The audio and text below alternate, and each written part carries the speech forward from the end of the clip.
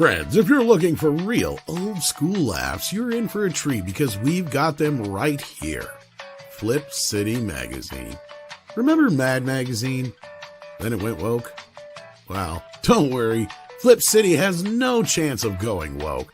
That's right. 4 times a year, you'll get an actual printed magazine full of jokes, stories, comics, and more, all about today's pop culture, entertainment, and woke politics. Flip City takes terrible entertainment trends we love to hate with hilarious parodies of Lord of the Rings, Stranger Things, The Walking Dead, Star Trek, Hunters, and more. Trust me when I say there is nothing else like Flip City on the market. So subscribe today. It will be delivered in print, or you can even get it digitally if you're one of those wacky Zoomers. Either way, follow our link and sign up today, and if you put in midnight, you get an extra 10% off. Check out Flip City Magazine today.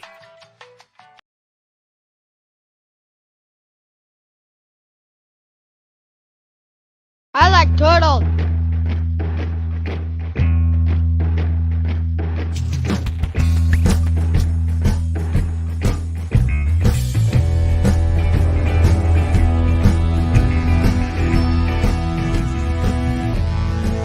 Good morning, everybody. Welcome to Edge in the morning. No matter what time it is, where you are, we are live. It is the last day of May. I think it might even be the first day of June in some places yet, but I think that's way ahead of us. Anyway, welcome to the program. I am Tom Connors. We have Andre with us today. How you doing? I'm doing excellent. Greetings, everyone. Final day of May, and yeah, we'll see what's going on, what's cooking. Oh yeah, well, a lot of the same old coming out of Disney, but we'll talk about that.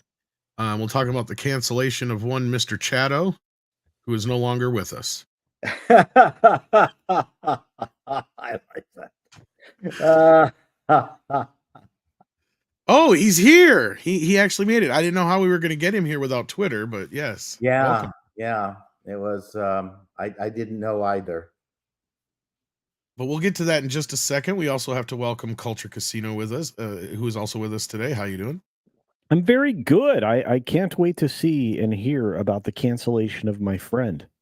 Yes, indeed. As Mexican Iron Man says with $5, hashtag free Paul, justice for Paul. Yeah, as you guys have probably noticed, if you are somebody who frequents X, myself and quite a few others, including Nerdrotic and I think Yellow Flash and many others have already come out and said, you know, enough's enough. X, we need to let this man out of Twitter jail.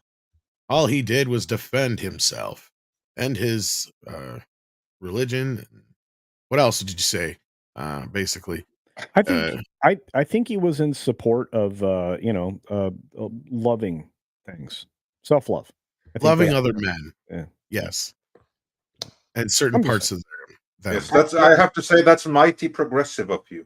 Anyway, so I'm going to turn the mic over to you, Paul. Tell us what's happening in the best way you can without getting us canceled ourselves.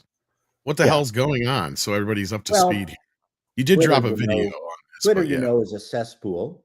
Yes. And you're not going to change anybody's mind. So you need to go into Twitter as sport and have fun and sharpen your debate skills. That's really its only value. It's not going to move needle anything. And I will reveal to people here that I've been trying to support peace in the Middle East. And I don't care which side tells a lie is a lie.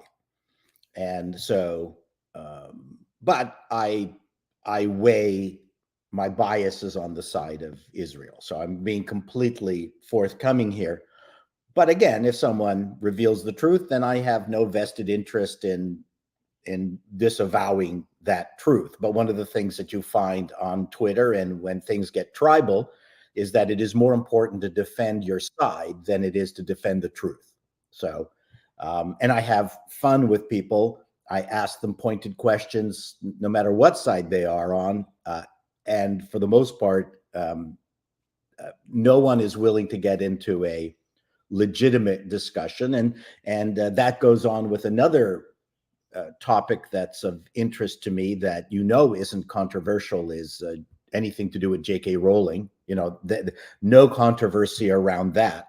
So she's an author of children's books. What could possibly go wrong? Absolutely. So if you know the subject area that surrounds her, I've actually tried to dive in on the science of that. And again, things are very tribal on Twitter. And even if you're trying to be reasonable, you rarely find people who are reasonable and often not even knowledgeable. And in this particular case, this thing that was involved with the Middle Eastern War.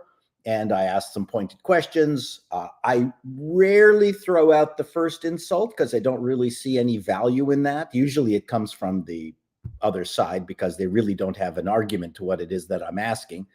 So, and then a hominem attack is really their best method. And I went toe-to-toe with them, and we jawed at each other, and I threw out the kind of insults that you would do between two men, and he took offense to it, reported me, and then I got banned like quicker than I have been.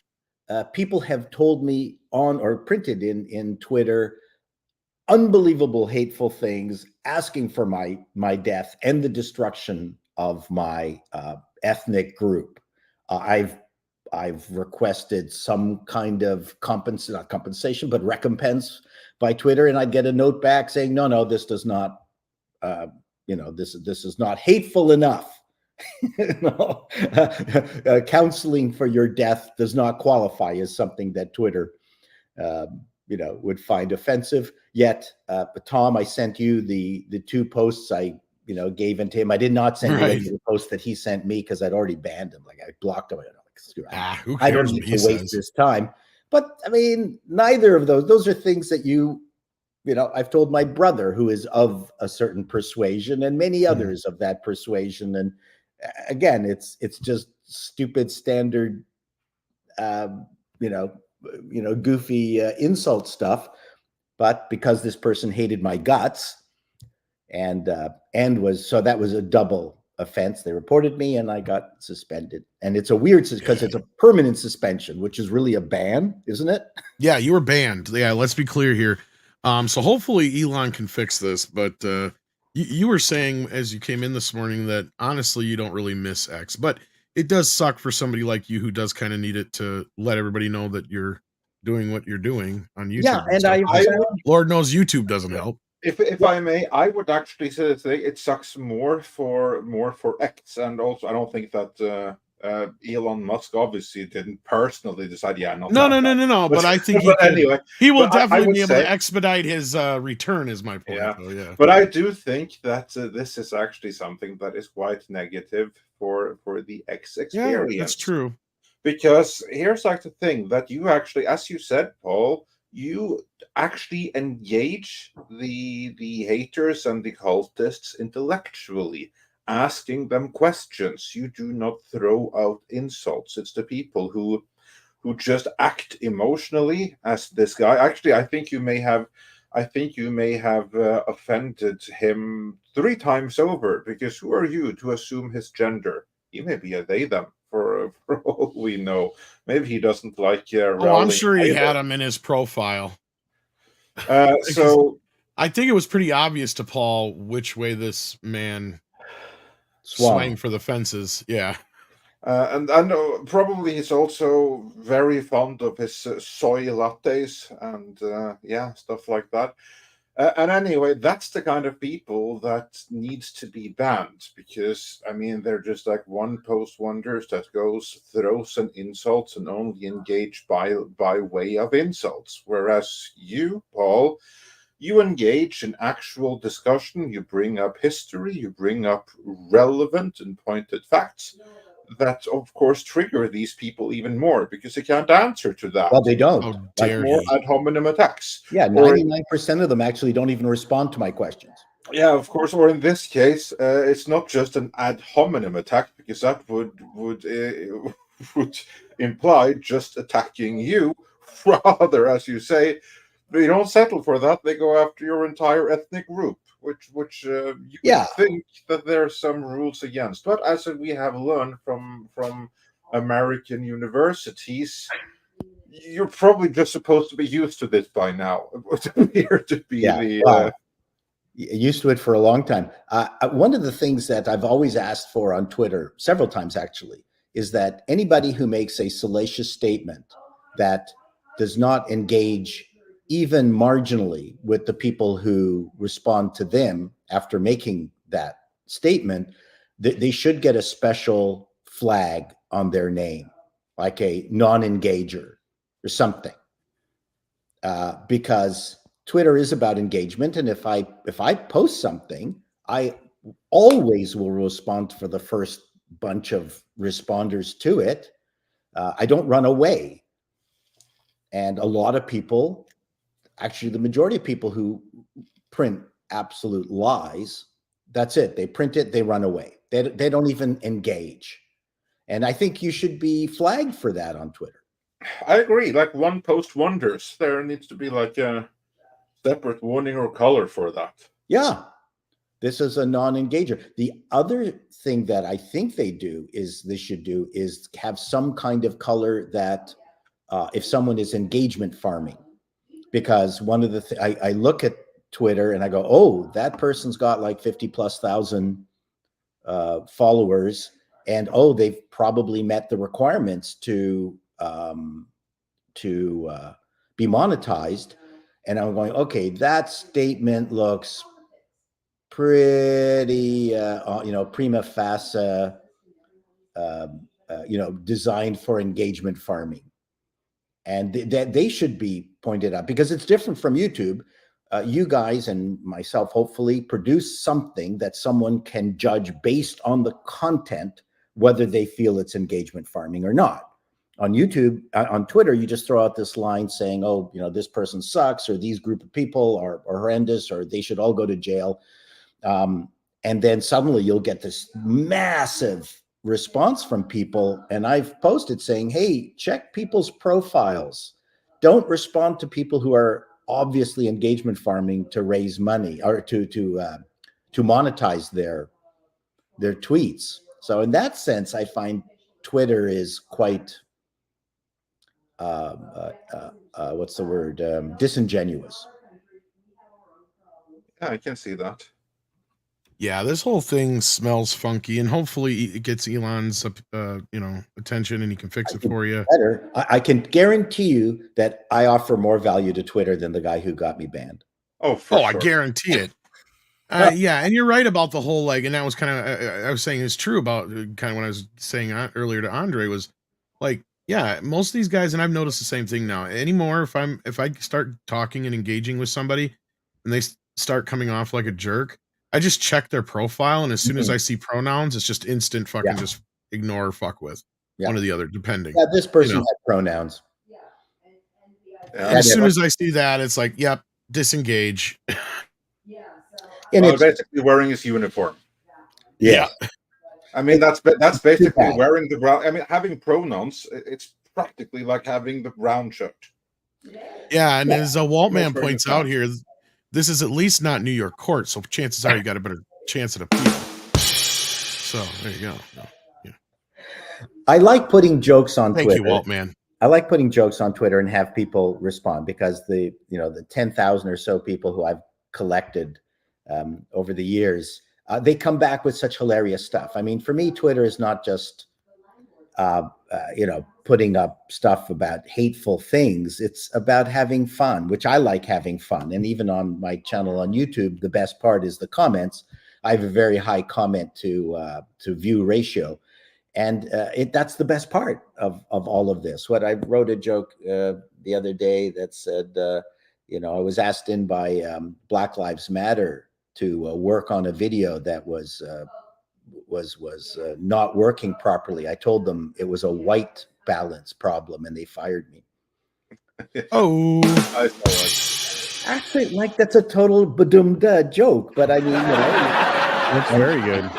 And to me, it was a great joke. But the best part was the responses, and nobody was racist. It was just great, funny stuff. And Twitter should be pushing for that, to purely entertain people, not to rile people. But that's Well, me. I mean, unless you're engaging in something that's obvious, like hate speech of some sort, and I know that term has been misused lately. What I'm saying is actual, like, death threats, for instance, and I'm trying to be careful with how I put these because of YouTube too, or wishing hurtful hatefulness upon somebody in a certain way that may cause them some kind of physical harm, if that's probably the best way I can put it. That kind of stuff I can understand. Calling to action to have somebody do something to somebody else, maybe something that also could be a possible offense. But outside of that, honestly, it's just your opinion. And if somebody can't take a little joke, then fuck them.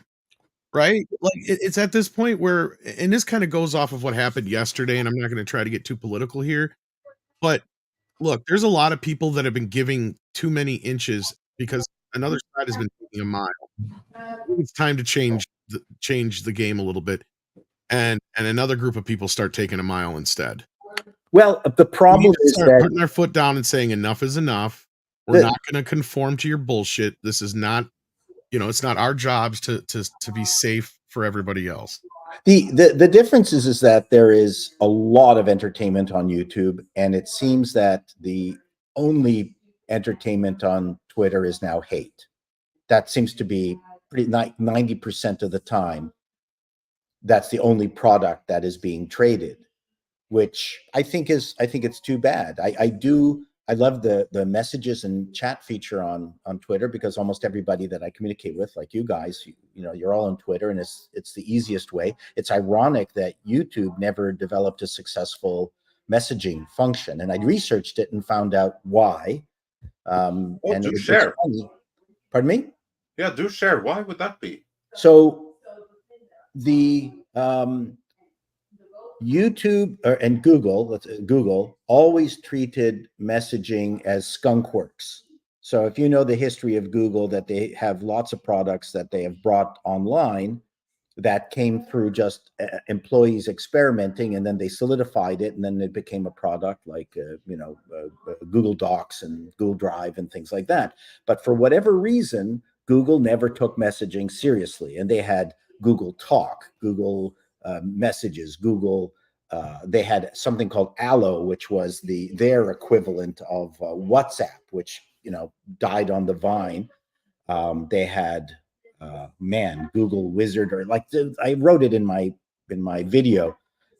They just have had a ton, and part of the problem is that you could go to their different platforms, and each one would have a different messaging app, and no one was talking to each other. And whereas YouTube has done a great job of fixing their back end interface, and I think we'll all agree that it's pretty spectacular what they've done, especially if you've been on it, early on, how disparately all their different tools were all over the place. They've certainly fixed a lot. With chat, it seems like they just never took it seriously, and they didn't put the money in the way Facebook put in, the money that was needed to make their chat working. So they kept it as a skunkworks. They never took it seriously, and they had it for 2 years. YouTube chat, YouTube messages, and they killed it after 2 years. Right. So yeah, it's just a company that is so well known for its tech and its programming and its online tools and things like that. That's got to be a black eye, not being able to be in the messaging biz. Yeah. Well, and again, guys, if you can, go out on X, retweet and like the tweets that myself and others have made, Gary and so on, to get Elon's attention. Hopefully we can get through this quickly. Get Paul out of jail. And I don't know if you have any more final thoughts on it or not, but we should move on to other topics of the day. But absolutely, enough about me. No, I don't have anything else to say. I my joke was on my video that I don't know what to do with the rest of my 8 hours now during the day. Well, since we're going to quit making it about you, let's make it about me. Yeah. Let's make it about tomorrow is my birthday, and Mexican Iron Man sends in a $10 super chat here to celebrate. Says happy birthday, June 1st for Tom Connors Jr. Can I get a bat, Tom, to wish my Tom a happy birthday for tomorrow? I don't know if he's in. This is one of the strangest requests he's ever had, and I can't tell you why. Let me see if I can work this out.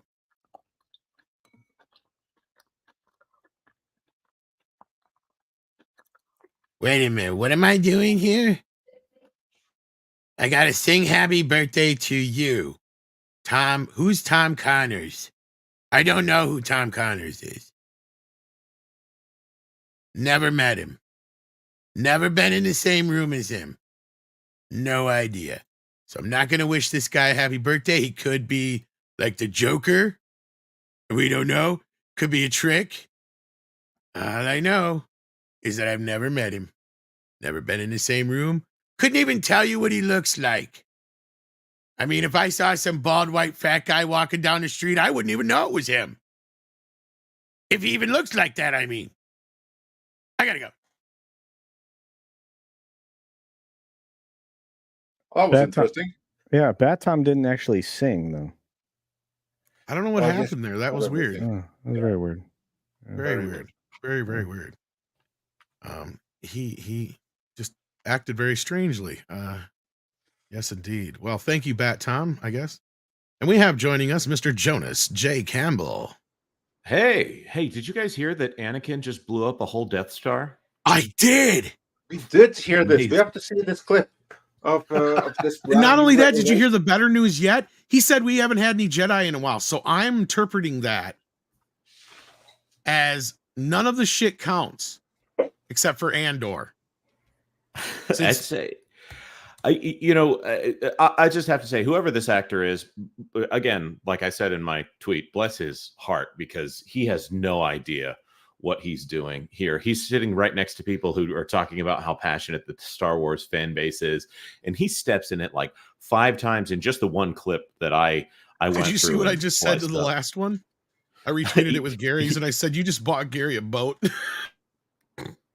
It's a fair point. All power to Gary here, because if Gary didn't retweet it, I think it would have got retweeted anyways. But oh no, these are going to be the clips that just keep on giving. Interview after interview. This guy is do they not have handlers? I've sent you the clip if you want to play it. Sorry, I didn't mean to take over your whole show. I think he's on LDS. Yeah. To be fair, they probably have handlers, but these handlers, they don't know the difference. You think these Disney handlers know the difference between Anakin and Luke? Yeah, so basically this has passed because no one were able to figure out there was a problem here. I mean, this is LucasFilm. Yeah, this is just a 4-second clip, but well, Anakin just killed a whole Death Star. How many people died on that? Well, Anakin just killed a whole Death Star. How many people died on that? I'm sorry. And what happened now? I don't remember Anakin blowing up no damn Death Star. I don't remember him killing no Death Star either. Yeah. I mean, he didn't exactly like the Death Star. You know, he liked his old religion, you know. He did help build them. Well, I mean, he kind of was supposed to be there to protect the first one, right? I mean, Luke and Lando is the correct answer. And Anakin did what now? You know what? This group looks very much like the Lord of the Ring expert panel. Yeah. It does remind me of that. That's a very good point. With the exact same level of expertise. Yeah. But to be fair, though, because this guy, he's an actor from the Acolyte, meaning he's just a random actor who knows nothing about Star Wars. He's probably not even claimed to be a fan. And he doesn't have to be that in order to act in it. I mean, if he came in and he said he was a fan, he'd probably be dismissed right off the bat. Whereas the people in the Rings of Power, they were paid influencers, but they were billed as super fans. Just like in this guy's defense. Is this chick in the middle British? That's Daphne Keane. She is. Yeah, she is. She's X-23. I fucking knew it. Is the chick on the right the bad guy? I think that she is. She is. If I'm not mistaken, I fucking knew it. What is this thing lately with having a fucking queer Don Lemon type in your show, a lesbian who's probably, a British chick who's probably a lesbian, and a tall white or blonde haired chick is the bad guy? Every single fucking one of them has had it ever since The Force Awakens. You know, The only I thing think they didn't she's get was they didn't make what's his face gay enough. But yeah, sorry, go ahead. no, you're right. And I think the lady on the right she might be Leslie Headland's wife. I knew it. No, I didn't. I didn't know that. No, but we actually did know this before, that Leslie Yeah, Headland I didn't know did it was put her your though. I wife was just into it. trying. But I we just wouldn't- sitting here thinking, I'm looking at this. I'm like, I've seen this portrait like 12 times now. Yeah, you're actually. I hadn't made the Don Lemon connection, but of course you are right. There is a gay Don Lemon self-insert and everything, even in the Rings of Power. That's my point. It's almost as if these people are grown in a lab specifically to be on shows like this. It used to be that it was just, you know, whatever, hot muscular people, and now whatever this is. Sorry, I didn't mean to get so worked up there, but it's just I'm sitting here looking at this. I'm like, why is this every show now? Yeah, you have to be careful. Penny is in the store, and she has to turn down the volume. So, Oh shit, sorry. oh yeah, but you're not wrong, of course. I mean, and the Acolyte is coming this upcoming week, isn't it? Yeah, this is what I get for my birthday. Thanks, Disney. Yeah. So basically, gay Don Lemon, gayer female heroes, and gayest of all female villains. Yeah, pretty much. Oh yeah, I'm trying to think now. It's the witches that are lesbians in this show, if I'm not mistaken. The lady, The Acolyte. yeah, with the white dots all over her face, that talks about how it's not about power, it's about who is allowed to use it. I think she's supposed to be the lesbian coven leader. Who was it who posted the activist poster? That was my favorite one. Was that Loki? Somebody. I'm forgetting now. Somebody did it though. That was I gotta go hilarious. look for that. That was hilarious. Yeah, it was Star Wars the Activist.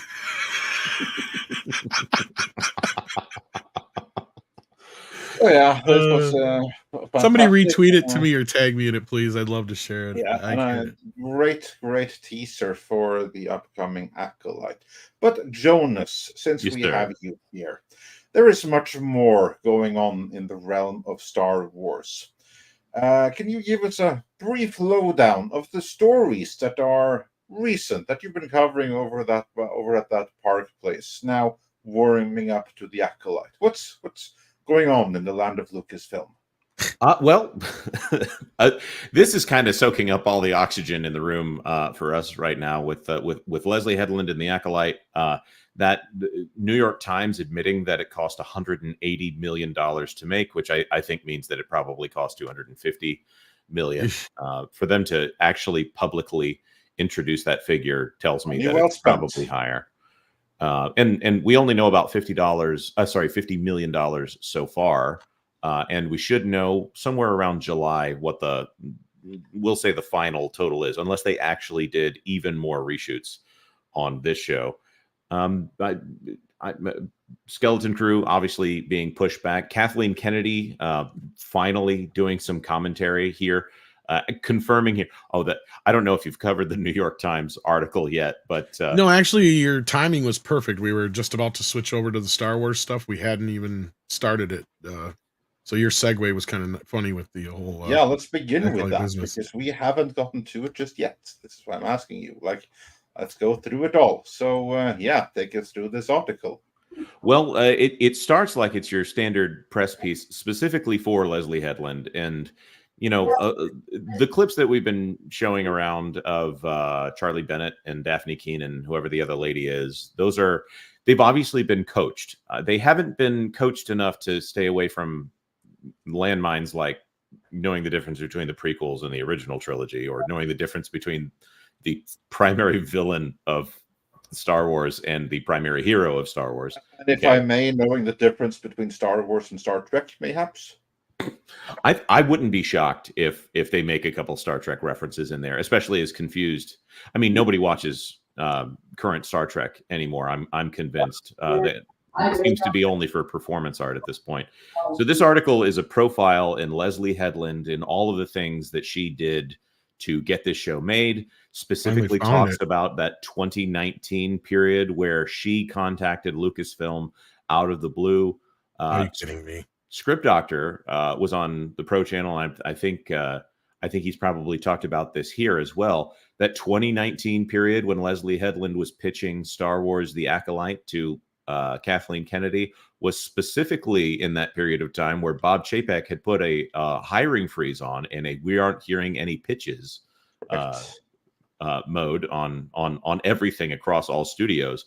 So Leslie Headland says she cold called Kathleen Kennedy and pitched this show, and then it got made. The question is that Kennedy's doing, or is that Leslie Headland's doing? Who is the one here, with all the levers of power and knowing where all the skeletons have been hid, as Leslie? Honestly, I gotta say it's probably Kathleen Kennedy, because with all the stuff that's coming out there, the headlines, it's like we've went back to 2015, 16 again with all this shit. She's like doubling, quadrupling, whatever down on this whole idea that the fans are toxic. We're going to make Star Wars female. And if you don't like it, that means you're a bigot and a misogynist. Right. And I at first thought all of the interviews were going to get away from this thing, but where she doesn't say it, where Leslie Headland doesn't say it, Kathleen Kennedy comes right in and says it, and the New York Times comes in and says it and points, and they even go to the old grievances. There's a great line in there about how Rian Johnson didn't set out to put his stamp on Star Wars because he felt like it would be foolish to try to make it into a Rian Johnson movie. She's a bigger revisionist historian than fucking Lucas is. Yeah. The whole thing, specifically the New York Times piece, feels like it got away from the marketers on this one. There's a new guy. I tried bringing it up here, but sorry. Let me see if I can find it here. I have it, but I'm out of my free views. That's my problem.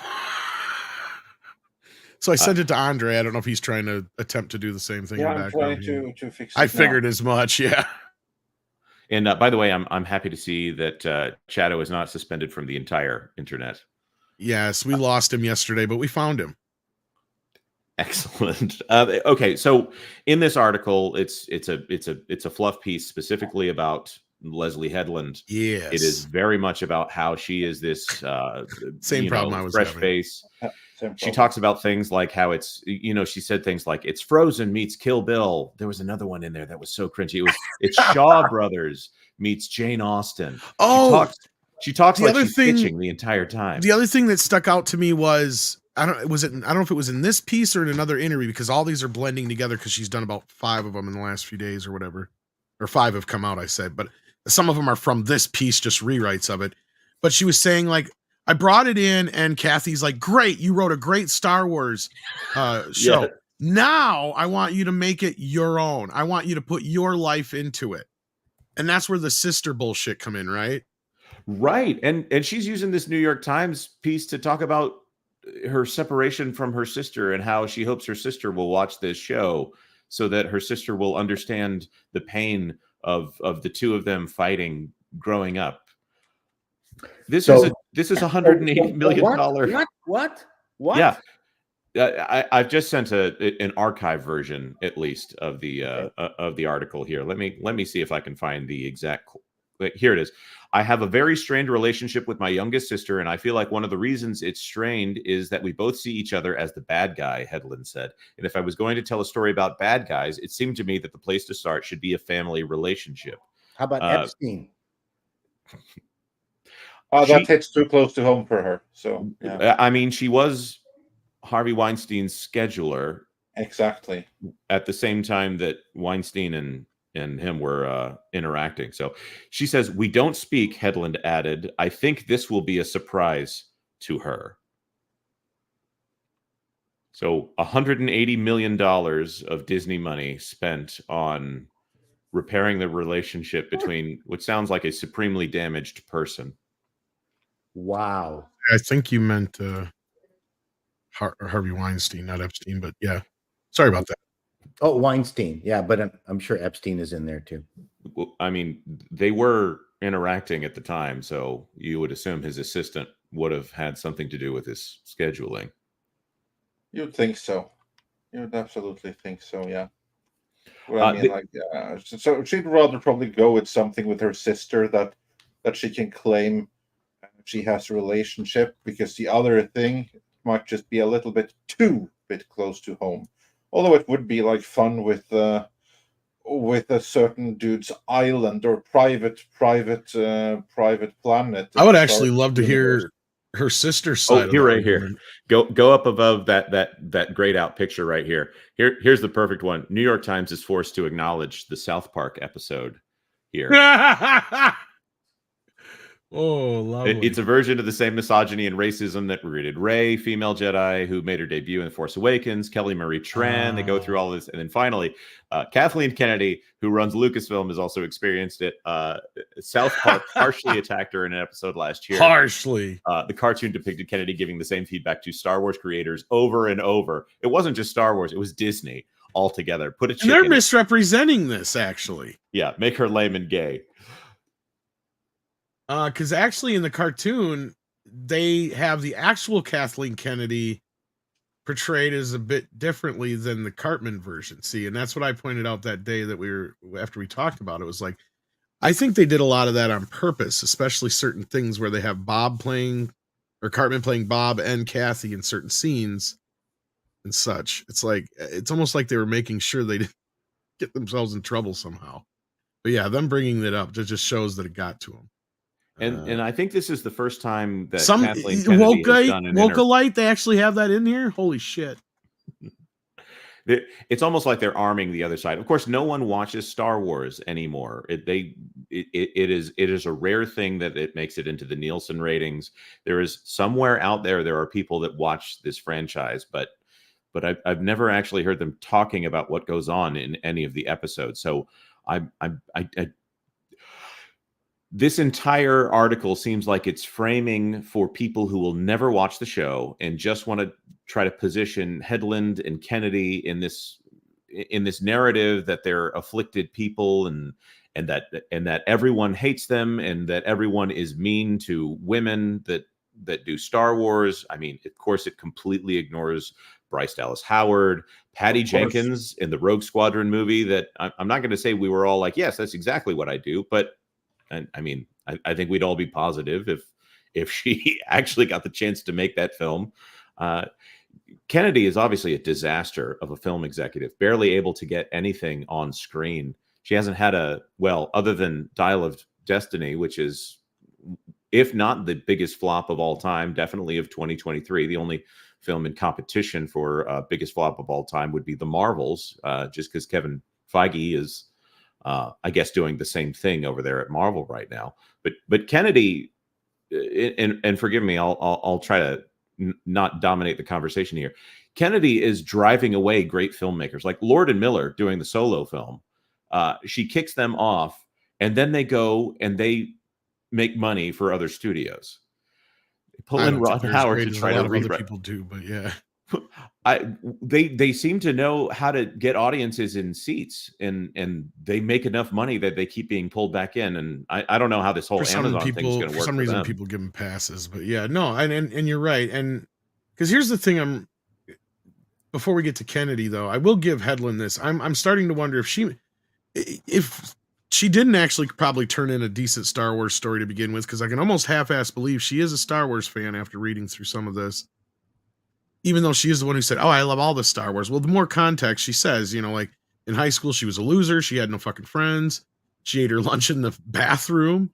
I mean, I don't know if I believe all this shit, but she also said she found solace in misfits like George Lucas and, the Heir to the Empire she was a fan of. She said she went and saw the special editions as a teenager and stuff. Like, I can believe that. But the thing that really has me kind of going, okay, was a few years ago, she had Princess Leia tattooed on her right hand. The Ralph McQuarrie concept art. So, I mean, I can believe she might be a Star Wars fan. And the other thing that I'll give her credit for, she says something that we normally don't hear, and that is she paused for a moment and says, if this doesn't succeed, it's because of me. And that's really scary to think about. So she's already setting herself up to take the blame for the failure, although Kathy wouldn't allow that, because that'll get us to the next part of this. Because Kathy actually, and I don't know if that was part of this interview or a different interview, but that's where our thumbnail comes in. She, as I said her before, has quadrupled down now on this whole toxic fandom narrative. Can I just fire in one thing? Absolutely, yeah. She's going to do everything to prevent it from failing. But if it failed, you're going to be damn sure that she is going to throw Leslie Hedlund under the bus, and it's all Leslie Hedlund's fault. It's definitely not Kathleen Kennedy. I mean, it's not like she told it to make it Leslie Hedlund's or anything like that. Well, as we said a few minutes ago, if you missed the story, did you see that's in here? That's in here. That's in this. I know. That's so beautiful. You've made this a Star Wars. That brings series. us full circle. Yeah, I need to make it a Leslie Hedlund story. Oh my goodness! Yeah. Why would you do this? Well, this gets back to the point, the Jonas. Point. And there you have the hedge and the excuse and the out for Kathleen Kennedy in case it fails. It wasn't her fault. Kathleen Kennedy is still the greatest. It was just a wrong person for it. I mean, we all love Leslie Hedlund, but she was just a wrong fit for it. She inserted too much of herself into it. No one told her to do this, of course. She did it on her own. You've got to understand, she's so young. That's what KK will say. Yeah. That's what I love. It's like KK doesn't realize that the internet lives on in these interviews that you're giving.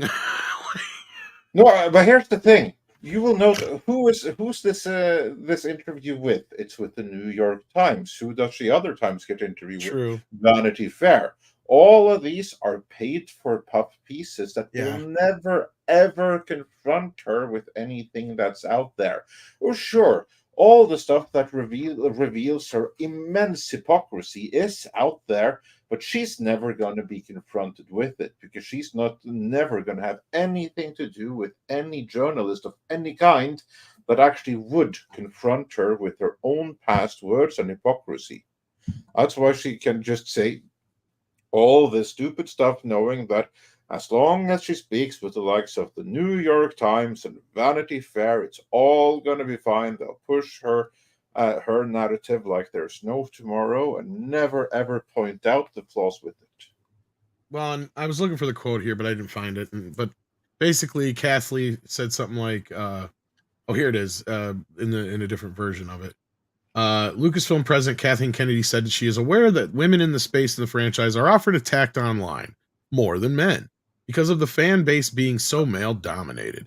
Female stars like Daisy Ridley and Kelly Marie Tran certainly faced online harassment from toxic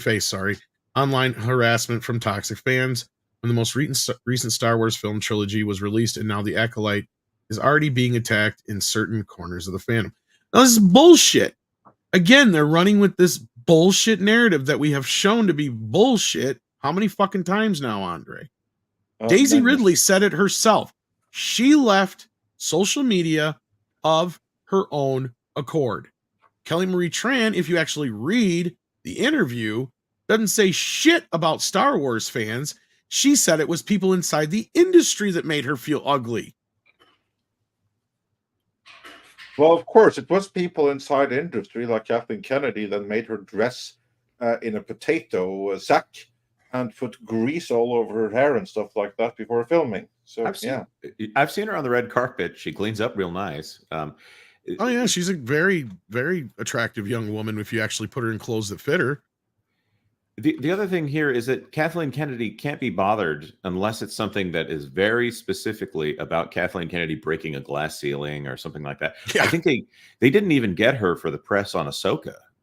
Or if they did, I'm going to say it might have even been archive footage just so they could, because that behind the scenes promo that they do, I mean, that electronic press kit stuff that they release with anything that Disney does right now is fake. Oh yeah, it was the greatest production ever. We were all laughing. It was so fun on set. We're not going to give you any specific examples of how we made this because it might reveal that we remade it 8 times.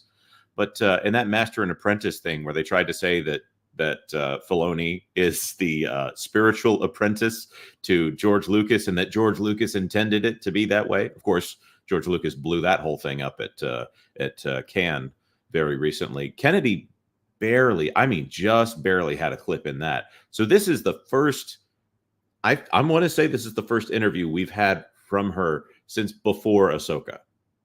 And all of it is about that glass ceiling stuff and bigotry.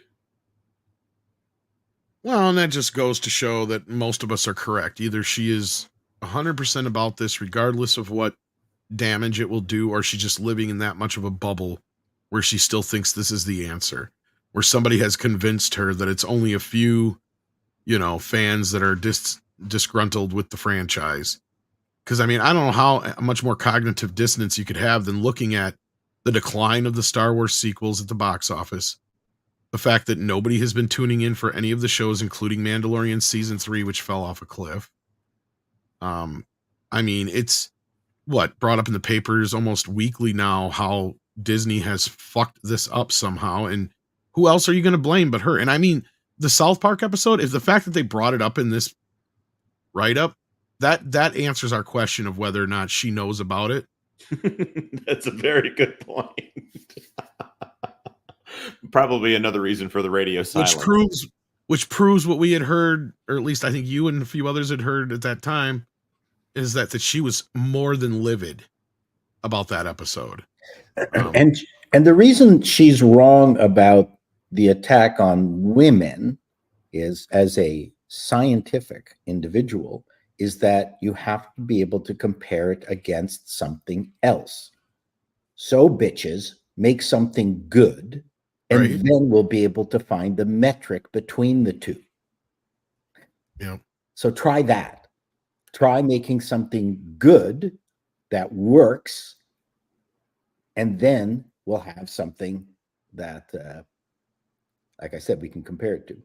But how are they supposed to virtue signal if they make something good? Well, then the experiment doesn't work, right? The double blind test doesn't work. It's just the blind test. I don't think they're going to like that conclusion. There is only, that is the only way. And you're not being very inclusive. What about deaf people, Paul? Well, sorry. The blind and the deaf. Yes, I'll include everybody. It's more like the blind leading the blind at this point. And I think they might actually be very afraid of maybe going back and doing Star Wars the way it potentially had every intention of doing and making it successful. And then it'll prove all their recent efforts wrong. Exactly. I mean, that's exactly why they would be terrified of it, because it would prove them wrong in such a spectacular fashion. It would prove that everything they have been doing for the past decade was wrong. Yep. But more than that, it would disprove their entire ideology, which to the true believers is religion. Can't take it away from them, because their entire worldview is going to collapse if you do. And I don't think that Kathleen Kennedy herself necessarily is that much of a true believer, but the people that she has hired are. So she can't betray the cause by suddenly do something that makes common sense now. What a horrible thought. Perish it. Yeah, there's a saying on the left, a chant. They can't, we cannot let down the side. Truth be damned. I'll throw a little insider information in here. Pro has a story. We love it. Forgive me here. Rumors and speculation, take it with a grain of salt. This constitutes contemplation and possible future events. These are things that have not yet come to pass, to quote Galadriel here. We're hearing that the High Republic, they're pretty much done with it if the Acolyte doesn't hit. It doesn't sound like it's going to hit, but they have no reason to keep trying to push this thing. There is a Disney Junior show that has the High Republic in it, and right now they're even using it to push Galaxy's Edge stuff. So the timeline problems in a Disney Junior show notwithstanding, it sounds like this might actually be the end of the High Republic for Lucasfilm. If they did the High Republic with Cheech and Chong, I'd watch it. I might actually watch that show. It's not that kind of high. What? Paul. We used to make those jokes all the time. Maybe they chill out a little bit. I thought It would be so hilarious if Cheech and Chong were like stormtroopers. Okay, well, I think that was the droid I was looking for. I think I'll just add this thought, since I haven't really said much on this subject. I kind of spent 24 minutes recording a video of rage about all of this to begin with, but Rage. I think, my toxic male rage. That's me. I think I basically said my piece here, but now I have more context. They don't know any better. These are professional liars. They likely got these jobs because they were good at lying, because that's what actors do. They lie. That's their job. Mhm. And they're very good at it. And this person said, "Oh, I'm a huge Star Wars fan," yada, yada, yada. And because nobody in that room knows anything about Star Wars, because of the forced diversity that's in the story group and everything else, because 6 of 8 people in that room are women, and because the vast majority of the executives that make up Lucasfilm are now women, because the majority of the employees are the people that are women, I'm going to say this one more time, and I truly mean it. This will be women's fault if it's bad. They've set themselves up to show just the colossal blunder that they can produce. Kathleen Kennedy is so proud of her, gynocentric, product and company, that you're going to end up with the only people to blame are women. And I mean, whether that be Leslie Headland, the former personal assistant of Harvey Weinstein, or somebody else, you can only blame women. You can't blame the guys. You can't. Culture's got a With point. one exception, Culture. With one Yeah. exception. You Sure. can Bob blame the Iger. guys in the audience for not supporting. Yeah, it. Well, that's what Kathleen Kennedy's going to try to do, but Culture's got a point here. Yeah. I almost wonder if Bob Iger's going to start playing some 4D chess at this point with these people, because if this fails on such a dramatic level that we're figuring it's going to, and it ends a lot of stuff behind the scenes, he's already said before that, the buck stops with him at Star Wars, and this was supposed to be one of his babies. And at this point, if they snuff this up so badly, this might be it for a lot of people behind the scenes. I ain't saying it's enough for Kathy to get ousted, but like you said, they already set Leslie Headland up for the fall if this fails. But sooner or later, the chickens are going to have to come home to roost. Somebody's going to have to answer for something. No, And whether it's Dave Filoni or somebody else, somebody else is going to take a fall yet, I bet, before the year's out. Well, it's just, I mean, who else are you going to blame if you can't appeal to males, who are the primordial ooze or whatever baloney sausage she said in the article? And you can't appeal to them. I'm starting to believe that, absent like a few great writers like J.K. Rowling and a few others, women can't write men. They And you were about to. It sounded like you were going to disagree, Paul, or say something else. Oh, sorry. Yeah, I like you said. You said I no, so I thought maybe okay. I guess you were agreeing with me then. Sorry. Yeah, I didn't feel like I said. Anyway, back to that. So just remember, we're gonna do our very best to point out all of the faults in this conversation when we get to the point of failure. Because if you can't appeal to the guys, which it doesn't sound like you are, and you already know it. I mean, the only reason you do publicity like this, like a few days before this thing's coming out, and you do it the way you're doing it, is because you know it's a mess. But at the same time, if you can't appeal to men, how are you appealing to women? If this audience isn't like 90% women, they can't speak to women either. They can't bring women over to their franchise, no matter how hard they've tried. I keep going back to this idea. Why do they try to change the demographics of audiences instead of meeting audiences where they are? Do another Jane Austen. I'm not saying that all women have to like Jane Austen, but No. do a Shaw Brothers, put in some female characters, do a Jane Austen film, maybe put in one Nick Offerman style Ron Swanson character so that men have some character there to kind of roll their eyes at it. It doesn't seem like it's that hard to make something that one side will love and the other side will tolerate.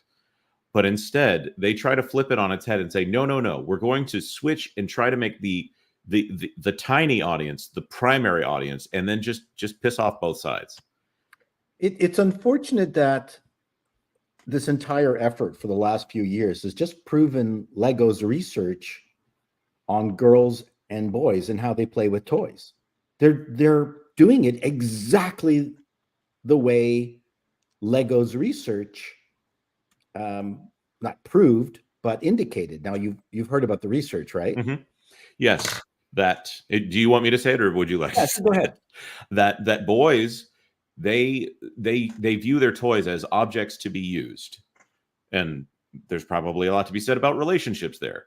and women view their toys as things they are playing as. It's a more subjective experience, a more personified experience. They are the woman that they're holding when they play with the toy. Well, I think a better way to put that, to put it a slightly different way. Yeah, I was just going to do that, but the boys, they become the toys they're playing with. The girls inject themselves into the toys. Exactly. So if you put a Batman toy into a little boy's hand, he's going to want to know every last thing there is to know about Batman and how to be Batman. Exactly. As opposed to Barbie, she's designed specifically so that girls can project whatever the fuck they want onto her. And that's why Barbie can be anything. And what my observation over the last few years is this is exactly what Disney and the leadership has done with their properties. It's textbook. It looks exactly, and this is what the Acolyte is going to be. And this is what Chris Gore and other people have been saying, and Andre and myself, that specific example is something we use, and I didn't mean to jump on Andre there, but I could tell he was having a hard time getting it out. But yes, I'm pretty sure I said it exactly what you're trying to say. Pretty much, yes. Yeah, and that's the thing, and that's why I said Barbie was the biggest girls' toy of all time, and still pretty much is because of that reason. They figured out early on that's the way girls interact with their toys, and boys is a much more fleeting market because it's whatever the boys are kind of into at the time, or they can catch their attention. But then once they do catch their attention, like that's where geekdom and nerddom comes from, right? It's the idea that the Star Trek fan wants to know every goddamn thing there is to know about the phaser, the ship, everything there is to know about the captain and all that kind of business. Same thing when it comes to He-Man. Andre and I know all the different variations on the He-Man character. We love to learn about more stuff and things like that. We know the origin. We know all that stuff. Why? Because that's what guys do. Women, on the other hand, if you ask them about Barbie, they'll probably talk about their 3 or 4 favorite Barbies they had growing up, but they probably won't get into Barbie so geekily like we do unless they're a big collector, right? They'll talk about, oh, I loved like Nurse Barbie and Dr. Barbie and this Barbie. Then later in life, I became a nurse or I became a doctor or what have you know what I mean? Like that I can see more often. The point here is not that these differences create something bad. It's just that these people at Disney have forgotten what it is that utilize it. Different groups en masse, not individually, but en masse, what they're interested in. And they're constantly trying to put a square peg into a round hole. And they're going to fail. Which is another reason why I always felt like the princesses in these movies were kind of bland until you get to a point where they finally started injecting them with a little bit more character. Because you go through the first quite a few, like a lot of those early female princesses, even though yes, one's blonde, one's black haired, one's, this, whatever, their personalities are really kind of paper thin. Which ones are we talking about? Are we talking about Disney princesses? Yeah, Snow White, Cinderella, they're all kind of but eventually they can project onto themselves. I just brought that up. Like, once you get to about Little Mermaid and stuff like that, they really did try to. Jasmine Aladdin was after that and stuff. Well, Howard Ashman and those guys really brought that to the forefront. I mean, the only thing I'll say in Disney's defense is everyone was kind of paper thin at that. And the prince is more so. Right. Yeah. They barely even took the time to draw a face on that guy. He's he is literally just an object to come into the story and push it into but I'm not next knocking scene. it. What I'm saying it is I think they knew that their primary audience of girls would use that as a projection method, right? As opposed to boys where like, we are into the origin stories. We're into what makes Batman Batman. We know he's the world's greatest detective. Well, why is he the world's greatest detective? We want to know that. What are the gadgets he uses? How does he use them? Paul's a great example of somebody who's into gear porn. Why is he into gear porn? Probably because when you watch Star Trek as a kid, you're like, that phaser's fucking cool. I want to know how it works. And I have one. Well, the idea of care being put into the world building here, as opposed to just coming in and saying, no, I can fix this for you. Well, we kind of like it how it is. No, I'll fix it for you. Both sides hate that on the gender issue. I'm bringing this up is I want to get to the point of, I think this is part of the reason why they reject a lot of men in these groups and circles, especially straight men, because that's the way we act. And that's what they don't want to hear is, well, actually, this character did this already at this point. So you can't have them doing it here. They don't want to hear that kind of shit. Well, that's a big problem. Well, and here's the other thing. Kathleen Kennedy from her own mouth, and as part of the video, I put a short in front of my video that I'm actually going to release widely if I haven't done it already on Twitter. But that short has an interview with Kathleen Kennedy talking about the fact that she doesn't have women that want to be involved in Star Wars. She can't find them. She has a very hard time finding women. You have no trouble with guys. Guys are beating down her door.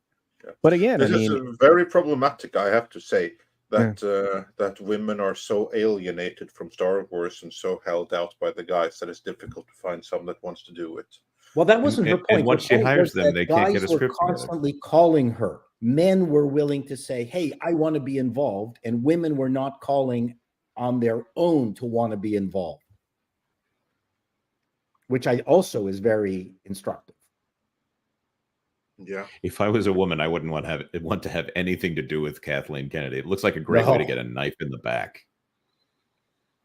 No, and it's again not like there haven't been heroines in cartoons. No one talks about Dawn Bluth and Anastasia. Everyone talks about Disney, but Anastasia is a really good movie. Too bad it's a Disney movie now. Anastasia is? Yeah. Yep. It was a Fox film. Fox films. by Now Fox. it's Disney. Okay. Yep.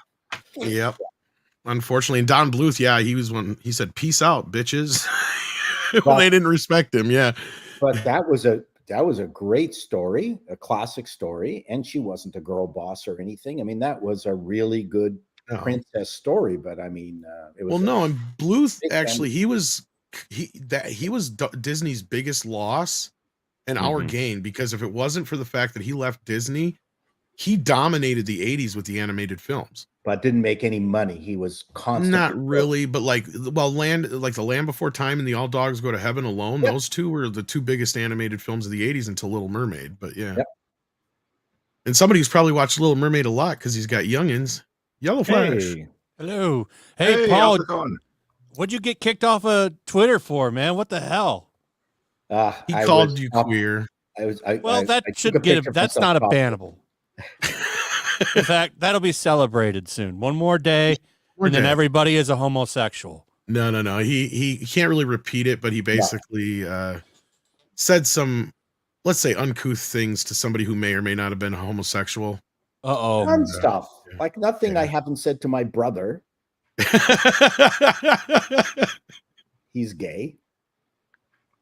Well, you didn't congratulate him on the ability to have sex with men. I mean, that is something to be proud of.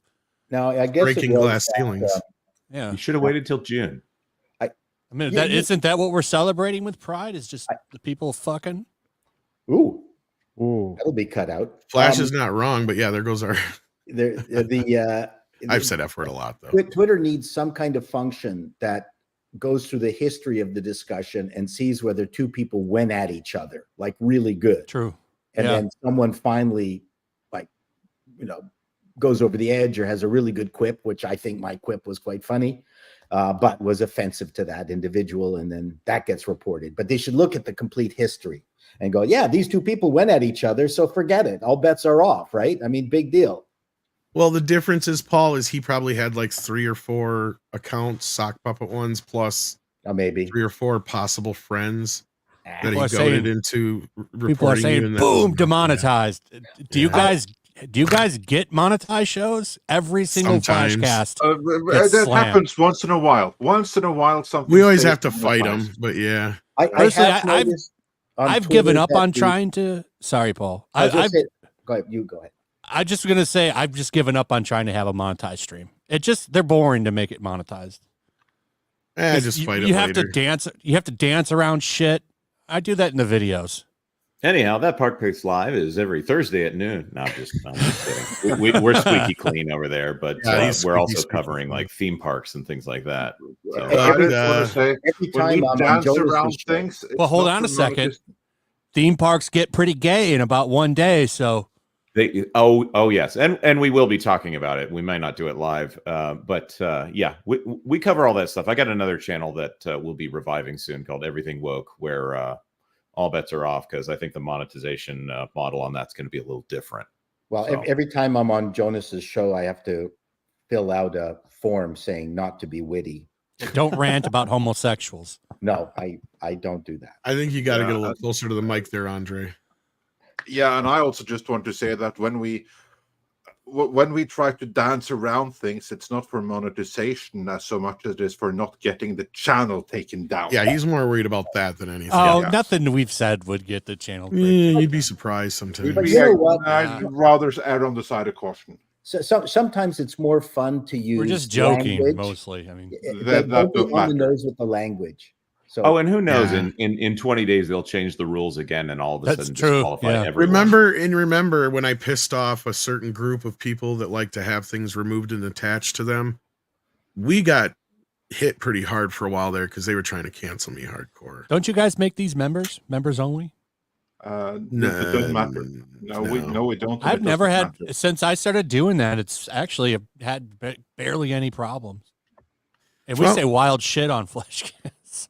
We do jump over to Rumble if we want to get a little more spicy. And if you're still here when we get going here for a bit and we want to talk about some spicier things, we can head over there. But I know we had that we can do. It's just shut down the YouTube channel. And we know we had another topic we wanted to cover with you specifically. So we're gonna move over to that right after some super chats here if you guys don't mind. But thanks for the support, Yellow Flash. Yeah, I want to get you back on that. It's bullshit. Sure. And this is Elon Musk's Twitter. Come on. Well, hopefully we get it figured out in the next day or so. Packing Proton sends in 5 and says, also wishes Bat Tom happy birthday when it's his birthday. Maybe Andre can do a Viking voice or something. Oh, and like yes, I can do a Viking voice. Yeah, well, I'll save it for Tom's birthday stream tomorrow. Happy birthday in Viking. Yeah, okay, but I can say happy birthday in Viking right now. Happy birthday. I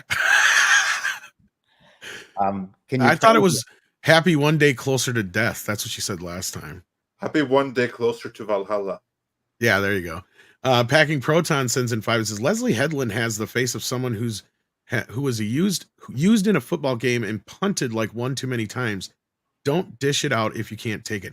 Honestly, I thought she looks more like Fred Flintstone's sister. I was thinking Dwight Schrute. Bonnie, where's my Fruity Pebbles? Oh. Moving on. It was really good. That's not a Fruity Pebble. It's a geode. Come on, guys. Geode. Acolyte. No, You'd have to have somebody familiar with the High Republic in order to get. I know that joke landed like a thud. Mr. Tickle Trunk sends in 5. Canadian says same bad financial decisions and same priming of virtue signaling excuses for projects they know are bad. Hollyood, the immoral broken record. Yeah.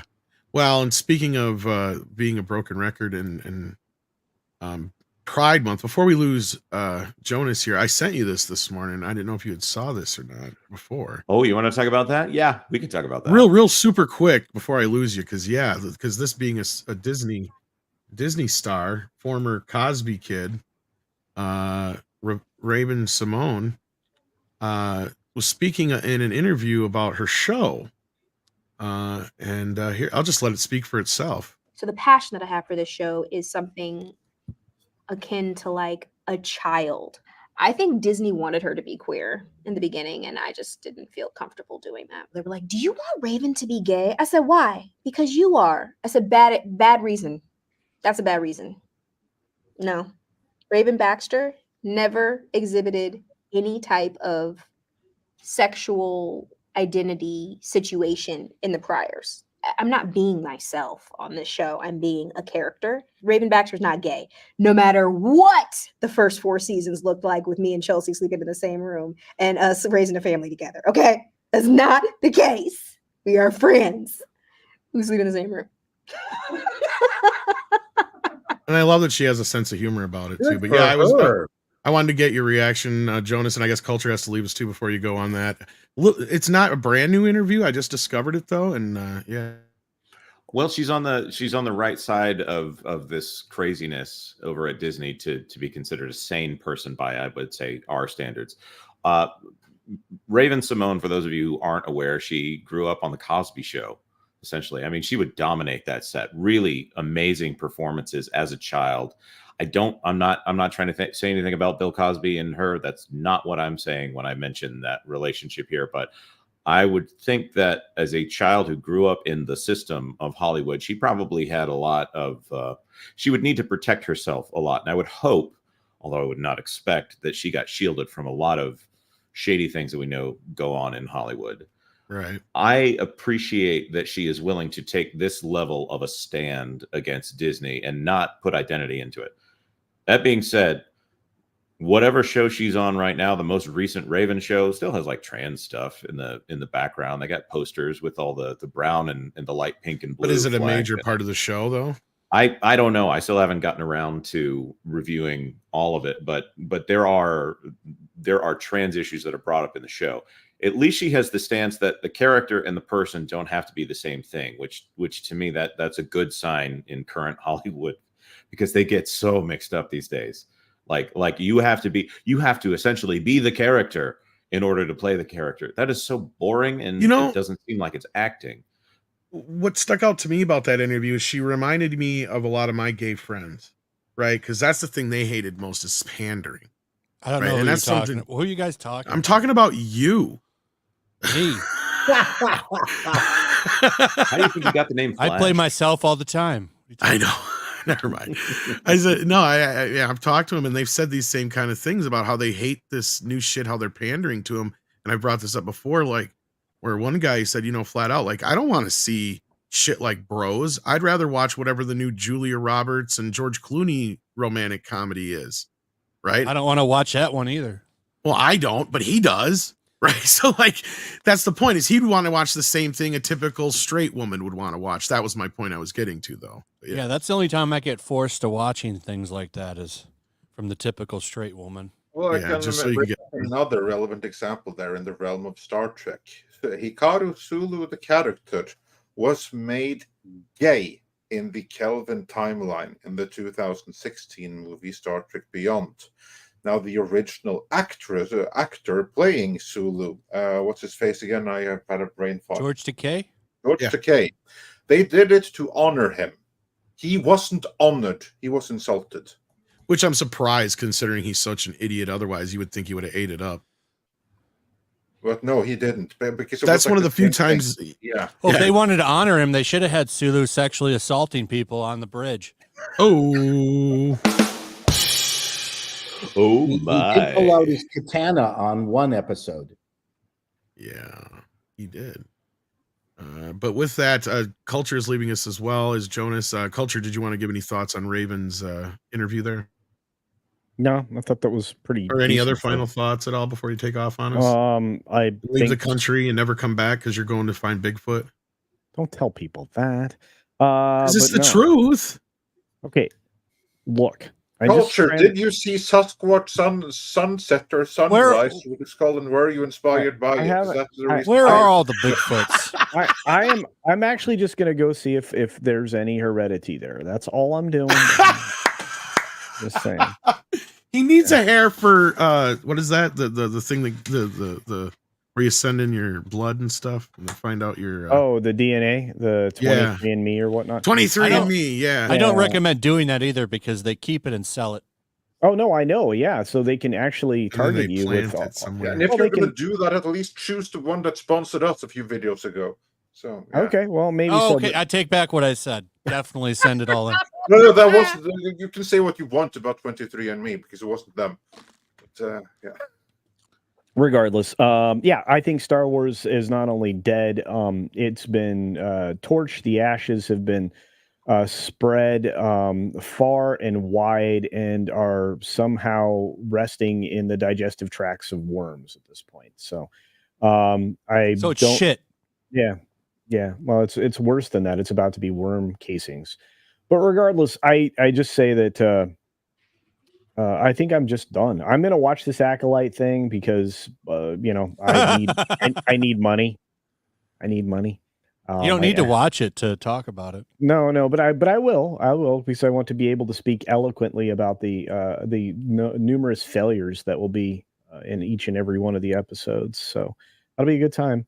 And I don't blame you, but here's like the thing: we need to have seen it so we can talk about in detail. So none of anyone in the audience has to, because we got. But they don't even know the details. You just had somebody involved with the show saying that Anakin blew up the fucking Death Star. Well, they weren't involved with that. Who was that? Yeah. What is that clip from? Does anyone know? Well, yeah, it's from a obscure Twitter account. No, it's who is that? Who is that saying that? It's Charlie Bennett. He plays one of the. I think he's the Jedi with the lobotomy cut, the half lobotomy cut haircut. Okay, well then he is involved with the show. Yeah, and he said it more than once. Yeah. The only person allowed to get away with that kind of shit is Harrison Ford. Well, what about the Don Lemon self-insert? Because that's who he is. So I need to go too, but I just want to point this out. I was looking up Raven's Home. Forgive me. They changed the name of these shows so they don't have to pay the creators after 3 seasons. It does have Disney Channel, which, by the way, Disney Channel maxes out at 14 years old in demographics. So that is the highest age that they're going for. Has their first trans character, some of their first bisexual characters. So this is all preteens, pre-high school, and Disney gonna do. The Force could probably turn your genitals inside out. We don't really even know the power of the Force, really. They don't. I mean, they've been changing it every show. So you don't know the power of the dark side. Is that what you're saying, Yellow Flash? Well, no, technically it would be the light side because it's a good thing. To them it is. So they write the rules. Yeah. Well, always good to be on Midnight's Edge. The second time in a row I've gotten to be on here with Flash as well. Good to see you again. And thanks, guys. And enjoy the Acolyte because I don't think I'm going to be enjoying it. Oh, I'm with you, Jonas. Anyway, have a great day, everybody. Check us both out. See you. Paul, I'm going to text you through the internets. Bye. Yeah. All right. Take care. We're waiting for all right, Yellow Flash to come out of his paper nest and come out as a hornet. Oh, I thought you were going to say it's like a whore or something. A hornet. Oh, okay. That's how I'm going to think of you from now on. That's when the hooers come in. Now let's get a few more super chats, and then we'll get to the other Well, topic here. You're a wasp, though. Your avatar is a wasp, right? And then we got a Rumble rant over here. Yes, we're live on Rumble as well, as we mentioned, although the YouTubes don't like when you say that, so I'm not going to say it too many more times. Mr. Tickletrunk says, I hope Marasha Ali or someone else on the project can spill the beans about how Blade Reboot was sabotaged so effectively. The original is a classic. I want every detail. Oh, so what Mr. Tickletrunk's talking about here is get ready for the news that Blade has either been canceled, delayed indefinitely, or looking for a new star. I don't know if Good you've for been keeping up him. with this, guys. Yeah, I don't think you fuck with him. I think he's taken on. They need him more than he needs them. Oh yeah, he's taking Get the a fuck role. out, dude. It sounds like he's taking a role in the next Jurassic Park movie. So that's his way of saying peace the fuck out. That means that whatever contracts Disney had with him, they can no longer hold him to, because that's why he hasn't really been in much lately, I bet you, is they probably had him on a contract hold so he wouldn't take any other movies when they did get Blade started up. You know what I'm talking about, right, Paul? Yes, it's a retainer. Yes, a retainer. Thank you. That's the word I was looking for. Yeah, walk away, man. He doesn't need them. Don't be in this shit. You know it's going to be awful. He's probably still fighting them on this whole daughter of Blade thing. Key players, to me, it sounds like him and the director are pissed. This is the second director for this shit show, isn't it? Oh, at least. Well, and this goes so far back. I'm trying to remember. What was it? April of 2020 or 2021? Andre, remind me. Basically, I was giving like a play-by-play because a friend of mine, let's say, who I worked with in the past on rewrites and stuff, was going to possibly be on the writing team if Wesley Snipes had worked with them, but Wesley walked. And then the day after that, they announced Mahershala Ali was taking the role on. And there was a lot going on. So this is something that's been in the works now for quite a long time. At least, I want to say 4 or 5 years almost. Probably, yeah, at least. This has been in the development, honestly, for most of Phase 4. So this is one they have struggled with for a long, long time, and it should have been here many times over. Like, remember, I don't get why this is such a struggle. It's a Blade movie. Just fucking put Deacon Frost in it or something, and have him fight a bunch of vampires. Throw a little drama in there. You're done. That's the Blade movie. It would have been one of the greatest series had they done it for like Hulu or something like that. Done it darker.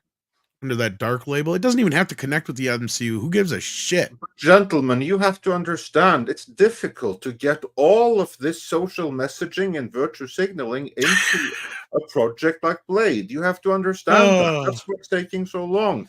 And then this stubborn actor is throwing in wrenches because he doesn't like being like number 7 on the billing behind a bunch of various Strong whammons. lesbians. I mean, you have to understand how difficult it is. How are they supposed to? He's like, what is this? Blade Fury Road? Well, they're kind of setting it up. Well, and that's kind of the funny thing too, because when going back, I vaguely remember the whole thing that was going down between Wesley Snipes and Disney was they didn't want him to play Blade. They were going to do a thing where they're setting up Blade's daughter anyway, which he didn't understand why he couldn't play Blade then. They wanted him in a Whistler role. And he's like, no. And yeah, so that's where it broke down. So this has been the plan for a while. Yeah, to have him introducing Blade's daughter. Oh, I think Wesley Snipes as like Whistler would have actually worked. He just wasn't down for that. I get it, but I'm just saying, like, I think people would have been fine with it. And have you seen him lately?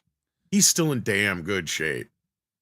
No, he is. I would have been fine either way if he played Blade or Whistler. I mean, you can almost believe he's a half vampire. There was a recent interview with writers or producers, and they talked about the most important thing they did when they started off discussing the show was talking about the diversity and the inclusivity that needed to be in the show. And I was dumbfounded because anytime I got together with my comedy cohorts, that was not at the top of the list. Well, it is now. I mean, when I talk about how difficult it is to get the messaging right, I'm not even joking. It may sound like I'm being sarcastic. No. And partially I'm trying to be, but the harder it is that I'm not. That's really the cause of the delay. That's really what's going on. It's a disaster out there on multiple levels. Oh, well, and that's why I say it's stupid to add this shit to the pot. And I mean, I get it. They're doing it for certain financial reasons and whatnot. But at the end of the day, like I say all the time, it takes a million things to go right to make a movie and only one thing to go wrong to derail it. Why would you want to add all these extra layers of bullshit to the fucking mix? It's so stupid. But anyway, I wonder how many extra dollars Atlas on Netflix got by having the robot admonish J-Lo and tell her that her pronouns were she, her. A few points at least on the DEI score. Probably. Because some people thought it was a parody. Some people thought that they were actually joking, that there's no way a mechanical device would have pronouns. So I don't know. It was a dumb show. I don't know if they're far enough away from it, or I believe that they could be joking yet. That's the problem. Yeah, unless it was made by like Uwe Boll or something like that. And anytime you see a bunch of actors talk about stuff like that, one guy did, which we're talking about right now, where he said that Anakin blew up the Death Star, that all you have to do is watch a bunch of really crappy shows and understand that actors are basically just paid assassins. That's all you have to do. That they're nothing more than paid assassons. You watch hired guns. This is true. Yes. Correct. And you watch something like Atlas, and you see like Brown, or what's the guy's first name? The black actor who's just brilliant in everything that he does. And you're going, wow, he really worked his ass off, didn't mail it in, but all it was a paycheck. I mean, why would he say the lines that he had to say? These were some of the dumbest lines that I have heard in recent time on a TV production, yet he did them with as much integrity and skill as he possibly could. Stanley Brown? Damn, my brain. Sterling K. Brown. Yeah, Sterling K. Brown. He was absolutely great. Actually, I would have liked to have seen more of him and less of J-Lo in that show. But the point is, the script was horrendous. And you realize that these people are paid assassins. They come in, do the kill, leave. Yeah. Let's get a few more super chats so we can get to this other topic here. Dr. Long Dongler sends in £1.99 to remind us to pound that like button. If you haven't pounded that like button yet, do it. Send YouTube into a frenzy. Yes, see, even Paul's got a little bubble there to remind you. Embrace the Apocalypse sends in 35 South African Rand, says, are we near a point where we're selling Lucasfilm is good business?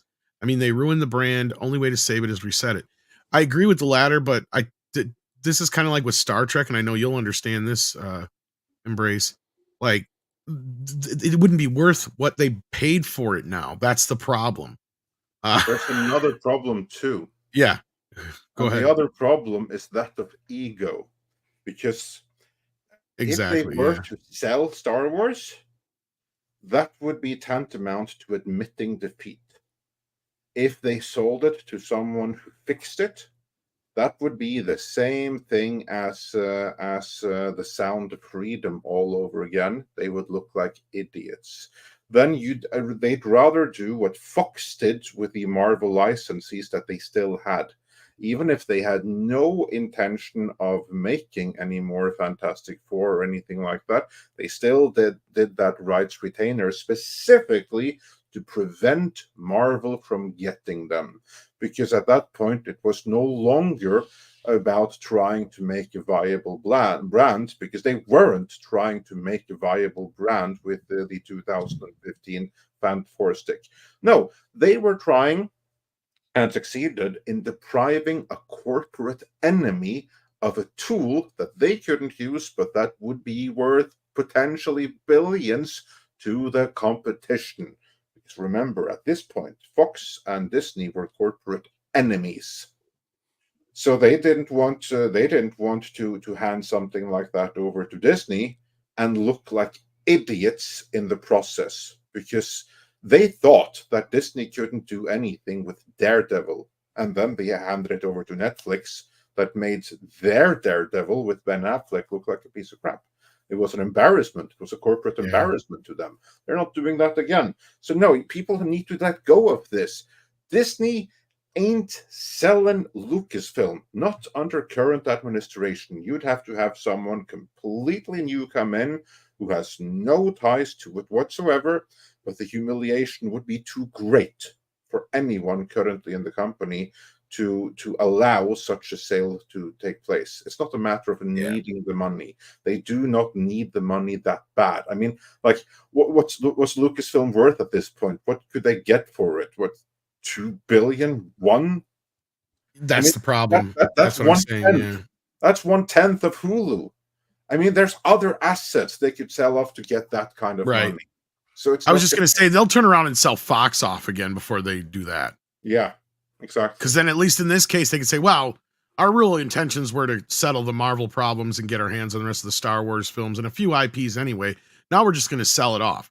And then what they'll turn around and do is sell it off at whatever price, and they'll think it's okay because they'll hang on to like Aliens and a few other things like Avatar and shit like that. But yeah, no, I agree with Andre completely there. Did you see? Did you see Danny Trejo just announced the Mexico trilogy in 4K? Yeah, actually that came out yesterday. And Steelbooks. It was.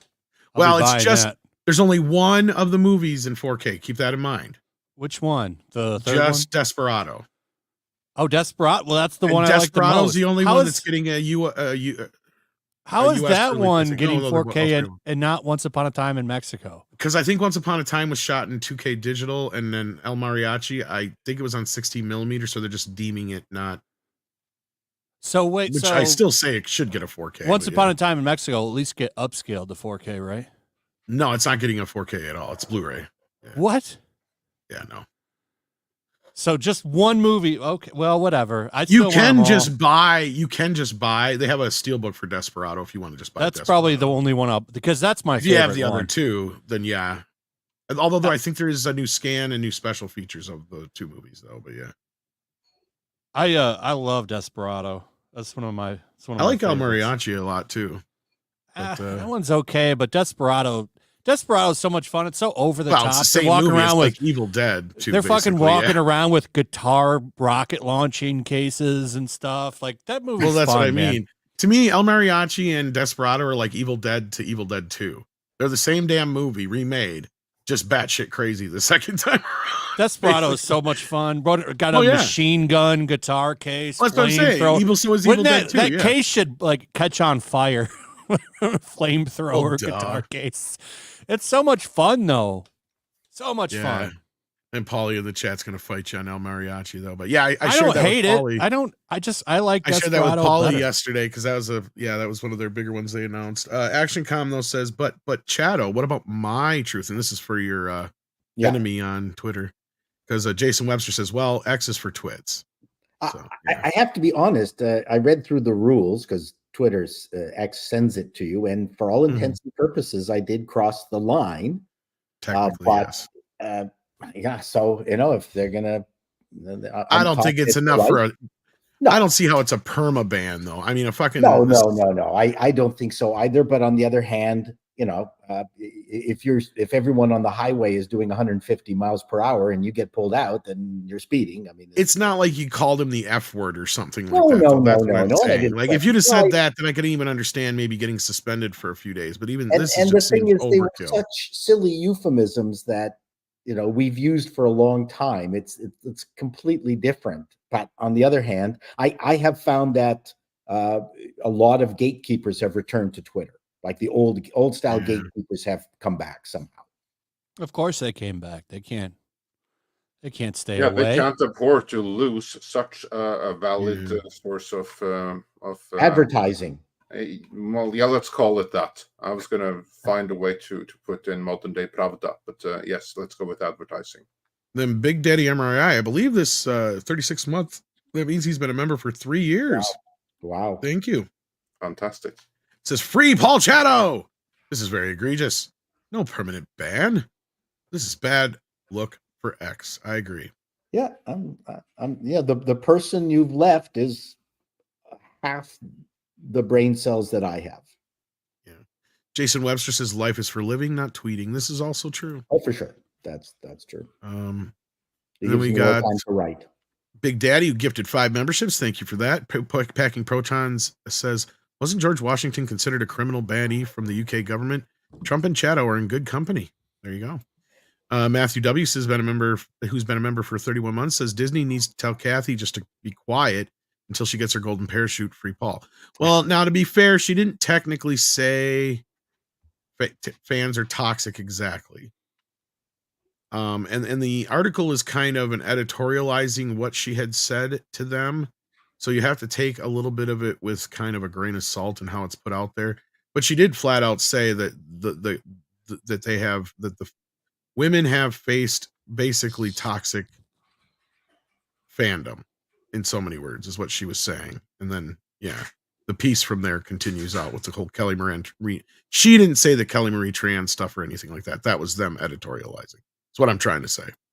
Anyway, Chaos Sonic 1 says Konami going woke again caused modern audiences. Well, that actually, I think, gets us to our next story.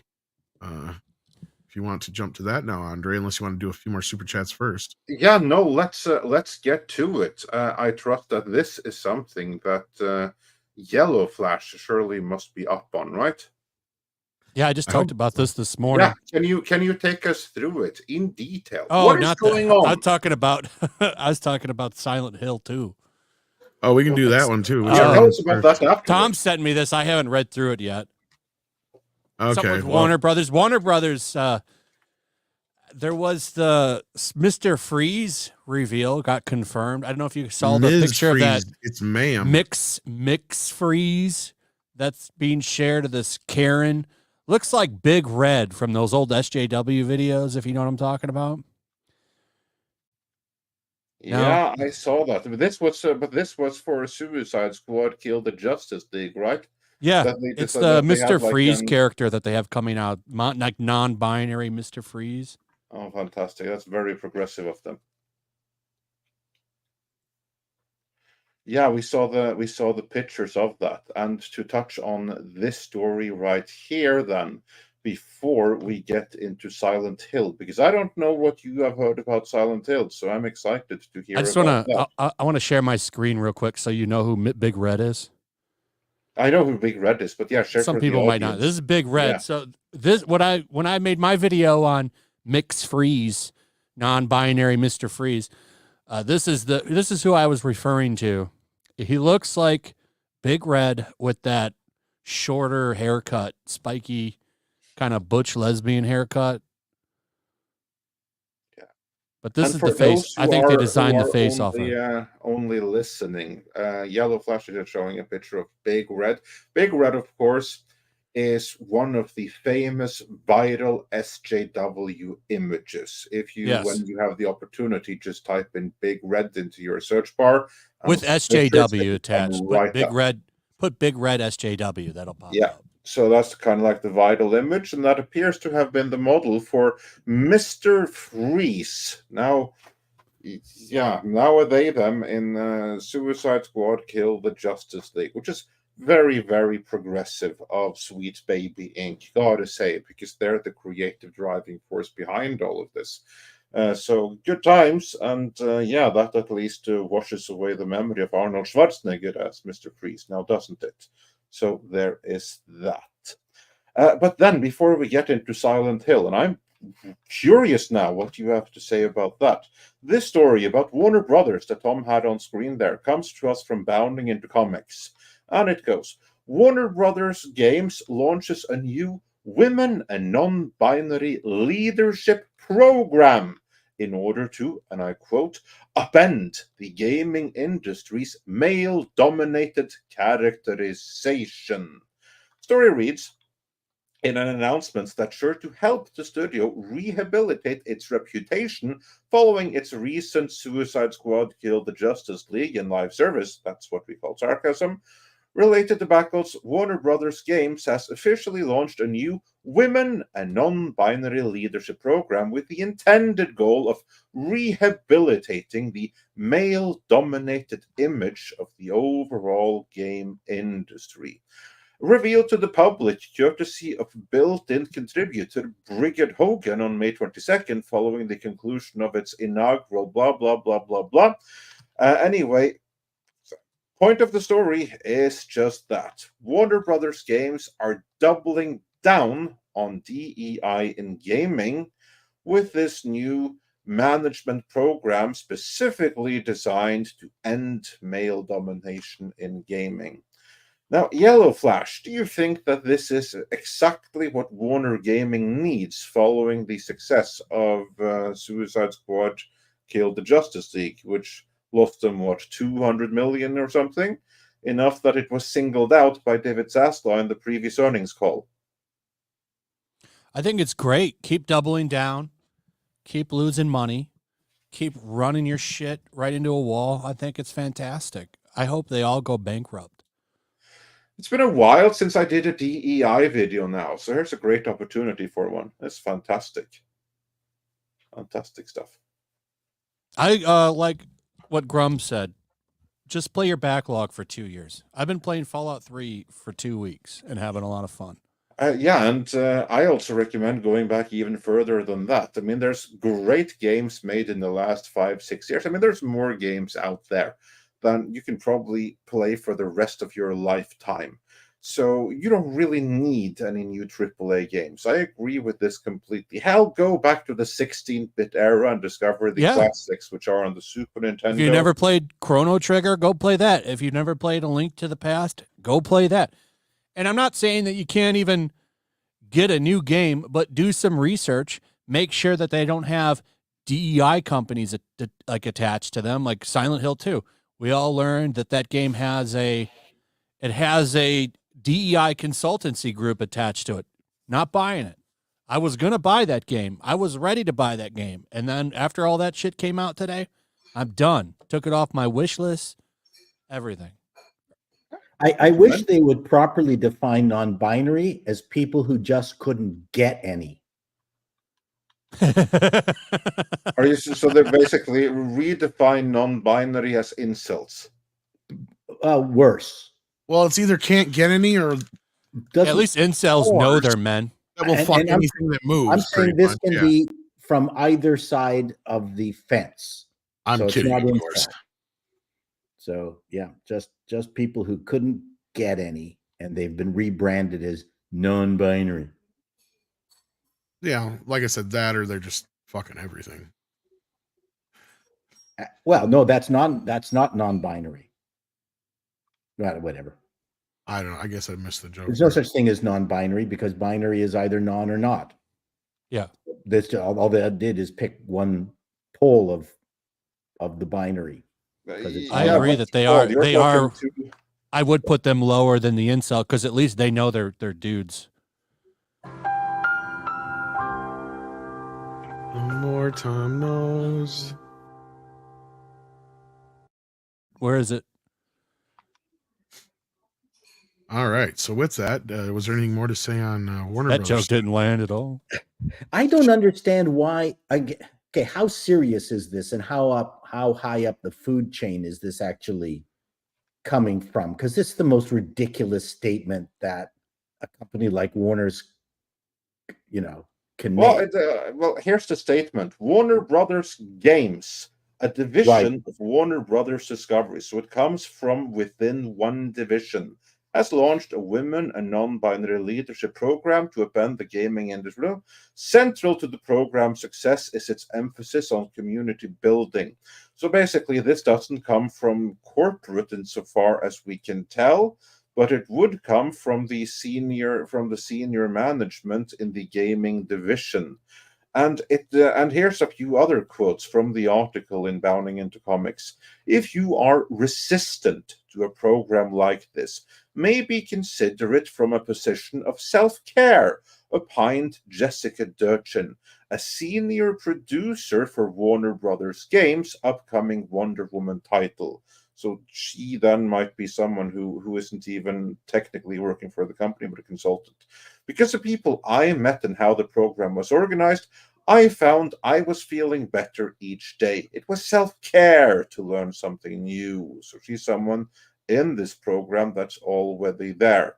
Likewise, senior manager of PR and influencer relations, Ruby Rumjan, asserted, the value that you get from the group's shared experiences helps you know that you're not alone.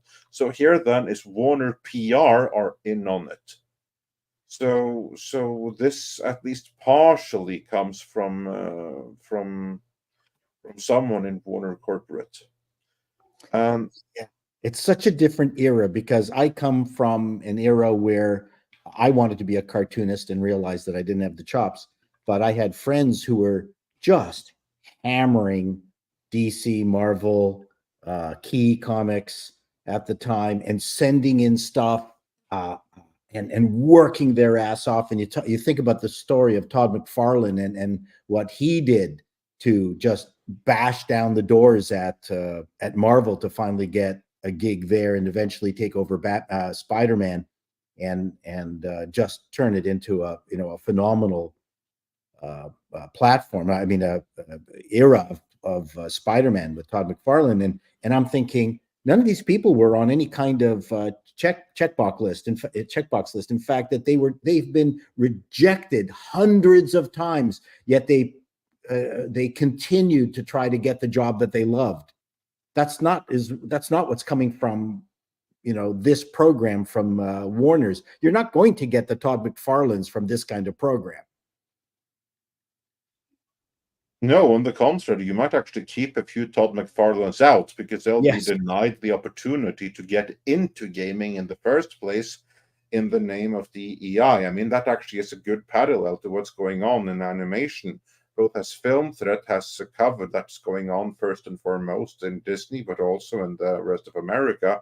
And what you have covered is going on even in Canada, Paul, namely where you have such extreme DEI programs that the next Don Bluth could very well be kept out because he's a white male, so he's not welcome to join there because he has to give way so that someone who learned their craft on TikTok can be an animator instead.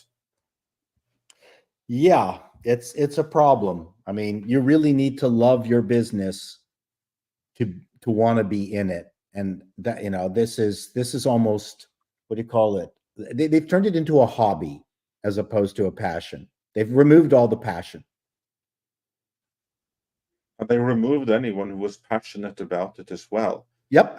And that's kind of like what's going to happen in gaming now as well. With programs like these, the only thing that's going to happen is that the truly passionate gamers and developers, you're adding more barriers to entry for them. You're making it difficult for the passionate ones. Of course, if you have a really, really passionate woman who wants to, for sure, to succeed, it'll be easier for her. But the problem is that she too is going to be stained by a program like this, because after that, no one is going to know if she got to where she was because of merit or because she's a pure diversity hire, given diversity opportunities. I mean, some of the games of truly passionate women that may graduate from this might never get a fair chance because they came from a program like this. Yeah.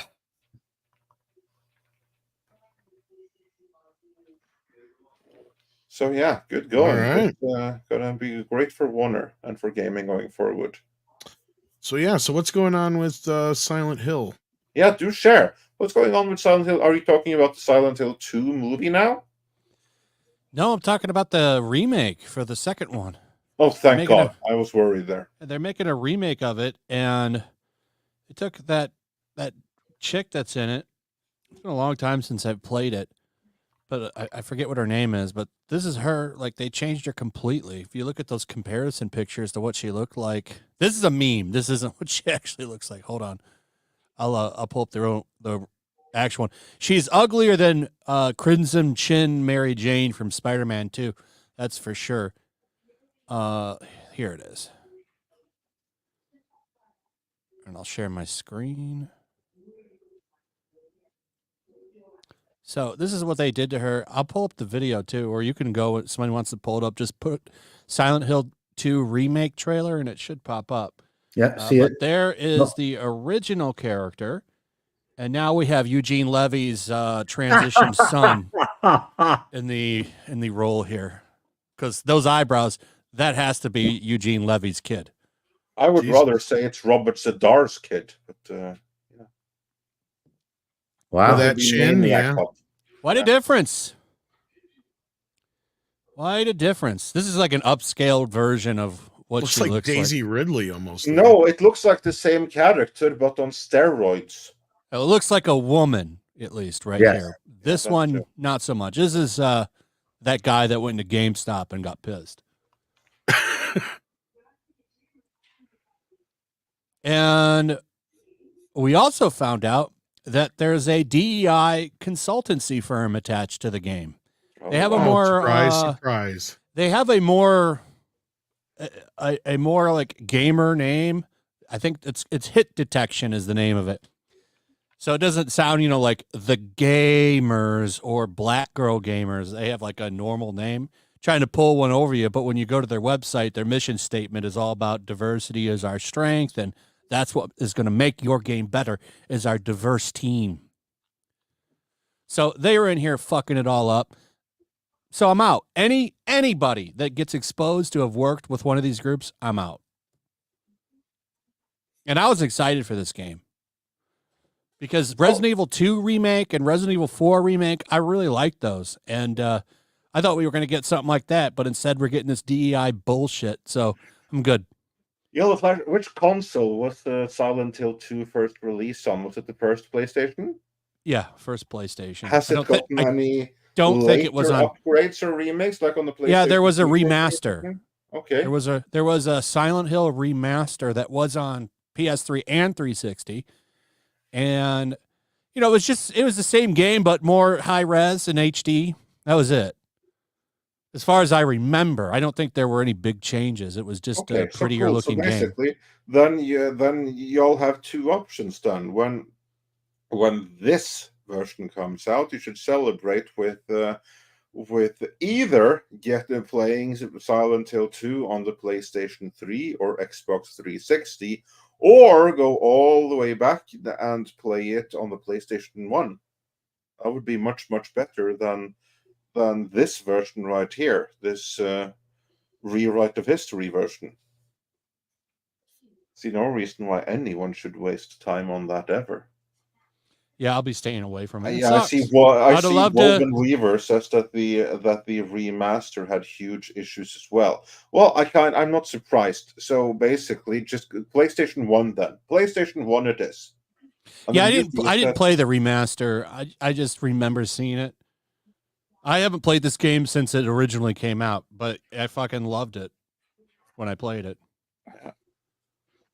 Well, And all the I more really would have reason liked to- to have played this reimagined like Resident Evil 2 with a like newer control scheme that's not all tanky, and that's not going to happen. I'll just have to go back to the tank version. Yeah, you have to go back to the original PlayStation version then. Yeah, no, but everyone, that's what people should do. Go back, play the originals. And if you can, play them on a boxy full screen TV, because that's what the PlayStation 1 was made for. You play a PlayStation 1 game on a modern day 1080p TV, let alone a 4K TV, it's going to look like trash. But if you're able to find like a boxy old fashioned TV, it's going to look pretty darn good.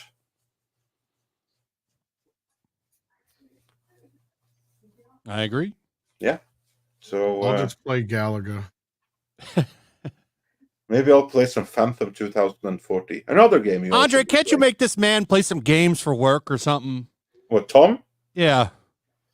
Well, here's the thing. I generally you gotta demand it. Make it part of the work regimen. I don't demand of others what I don't do myself. Well, just tell me you're playing games. It doesn't mean you have to play. He only plays it if it's on the Sega Mega Drive. That's how I get away with this. Well, I hear that someone actually may be working on a downgrade for the Sega Mega Drive of Silent Hill. So then you're shit out of luck. Then you have no excuse anymore. I don't even know how to use my little mini Sega as it is. I still ain't even hacked. Oh, I got the new. Did you get the? So there was the original that looked like Model 1. Yeah, I got both. And then there was you got the Model 2 one. You had to get that from the Japan, which was crazy. But the Sega one was harder to hack than the Nintendo, so I haven't done either one of my Segas yet. But yeah, because there's only really a couple of games I really want that weren't already on there. I just like them. I liked that they put Sega CD games on the second one, and I wish they would have put 32X games on there as well. To be honest, if you hack it, you can fix that. Yeah, I know. I don't like changing them. I like leaving them as they are because it's just. I mean, I'm pretty simple, with man. the value of it if you change them. When it comes to games, if I got like Pac-Man, Galaga, the main first few Mario Brothers games, stuff like that, Jurassic Park, Beavis and Butthead, a few things like that, I'm good. Like, I don't need I'm not into as many games. I was never a big gamer growing up. RoboCop games, I like those turtles. Whoop, we lost Yellow Flash. Just remove the he's trying to remove the picture is what he's trying to do. We got complaints from the audience that they were losing their dinner. We're losing viewers because of this shit. Oh, okay. Hold on. I'll turn my camera off.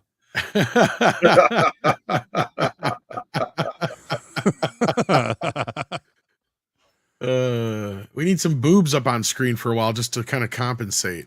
Well, there, we can talk about boobs for a second. Did you guys hear the new latest rumor from My Time to Shine? No. Yes, unfortunately. Yeah, Andre knows where I'm going with this, especially since I brought up boobs. Yes, My Time to Shine. I'm trying to find the tweet here real quick. Claims that the MCU is circling around one of our favorites. In fact, Lucasfilm is interested. Or did I say MCU? I'm sorry, I meant Lucasfilm. Lucasfilm is supposedly circling around Sydney Sweeney for a role in a Star Wars project. My response to that was, "Oh, so you can cancel her too?" So yeah, I wonder if this is true or not. But yeah, she's a very niche actress. She's not a great actor, but she's she's a personality heading towards stardom, but she's not an actor. I don't think it matters. Her assets are her tits, and she knows it. No. But that's, again, there's different reasons why people love, different performers. No one goes to see Meryl Streep and her assets. Yeah, I think she's hot. That's why I like to watch her. I watch Cindy Sweeney for for her giant tits. But let's take one moment because that if Lucasfilm really is talking to her, that's a major change of pace. Then something has happened behind the scenes. That's a sign of some kind of course correction right there. You think Lucasfilm was going to let her show her tits like that? I don't think so. No, but I'm saying they would never, ever even considering hiring her before. I mean, she would be. That's like, what I mean. That's almost like Gina Carano 2.0 waiting to happen. Exactly. They would never hire someone that has expressed like the kind of opinions that she has that looks like her. No. I mean, I got to be honest. You could have her run around with a lightsaber naked. I still wouldn't watch it. I'm done with Star Wars. I hate Star Wars now. Mark Hamill and his bullshit has put a bad taste with the originals in my mouth.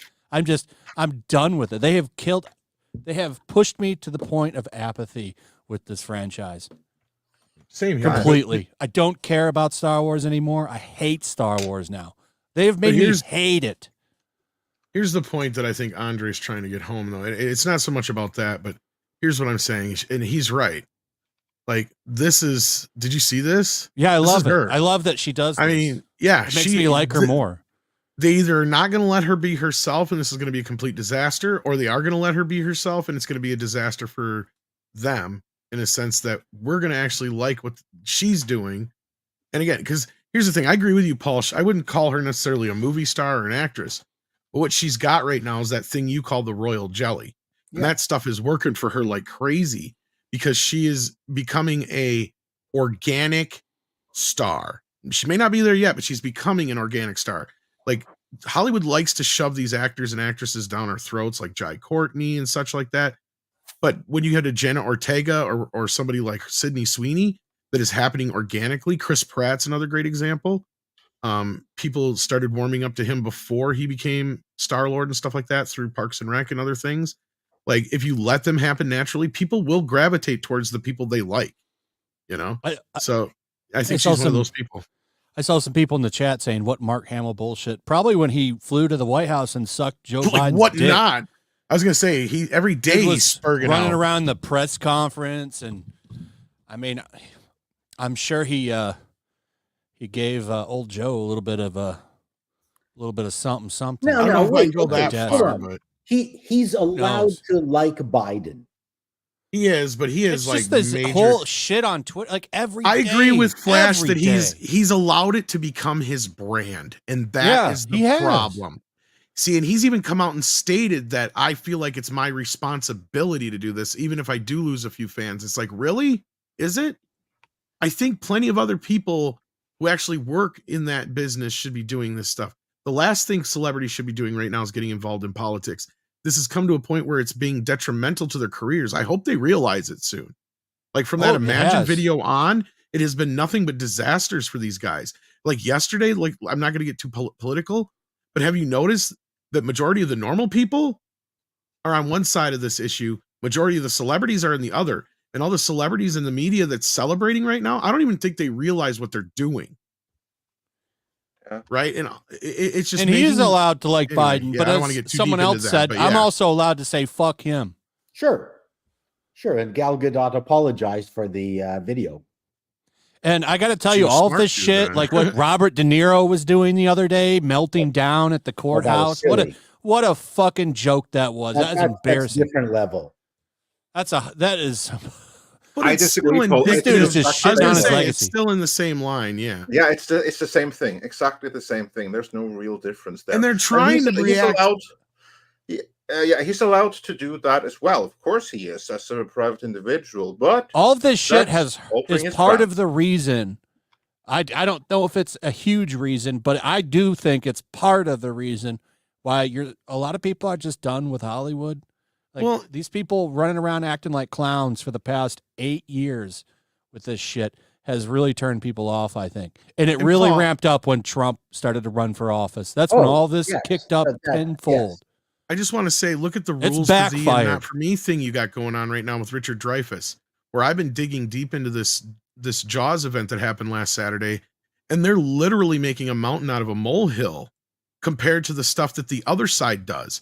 Right? It's like, why aren't they making the same kind of fuss when one of these individuals comes into one of these Q&As, and they do it, where they sit there the whole time and do nothing but bash Trump or talk nasty about Republicans and all that kind of stuff for like an hour and a half, where literally they're taking one segment of a 90-minute deal where about 5 minutes it went off the rails with Richard Dreyfuss, and they're making it a whole week's worth of stories now.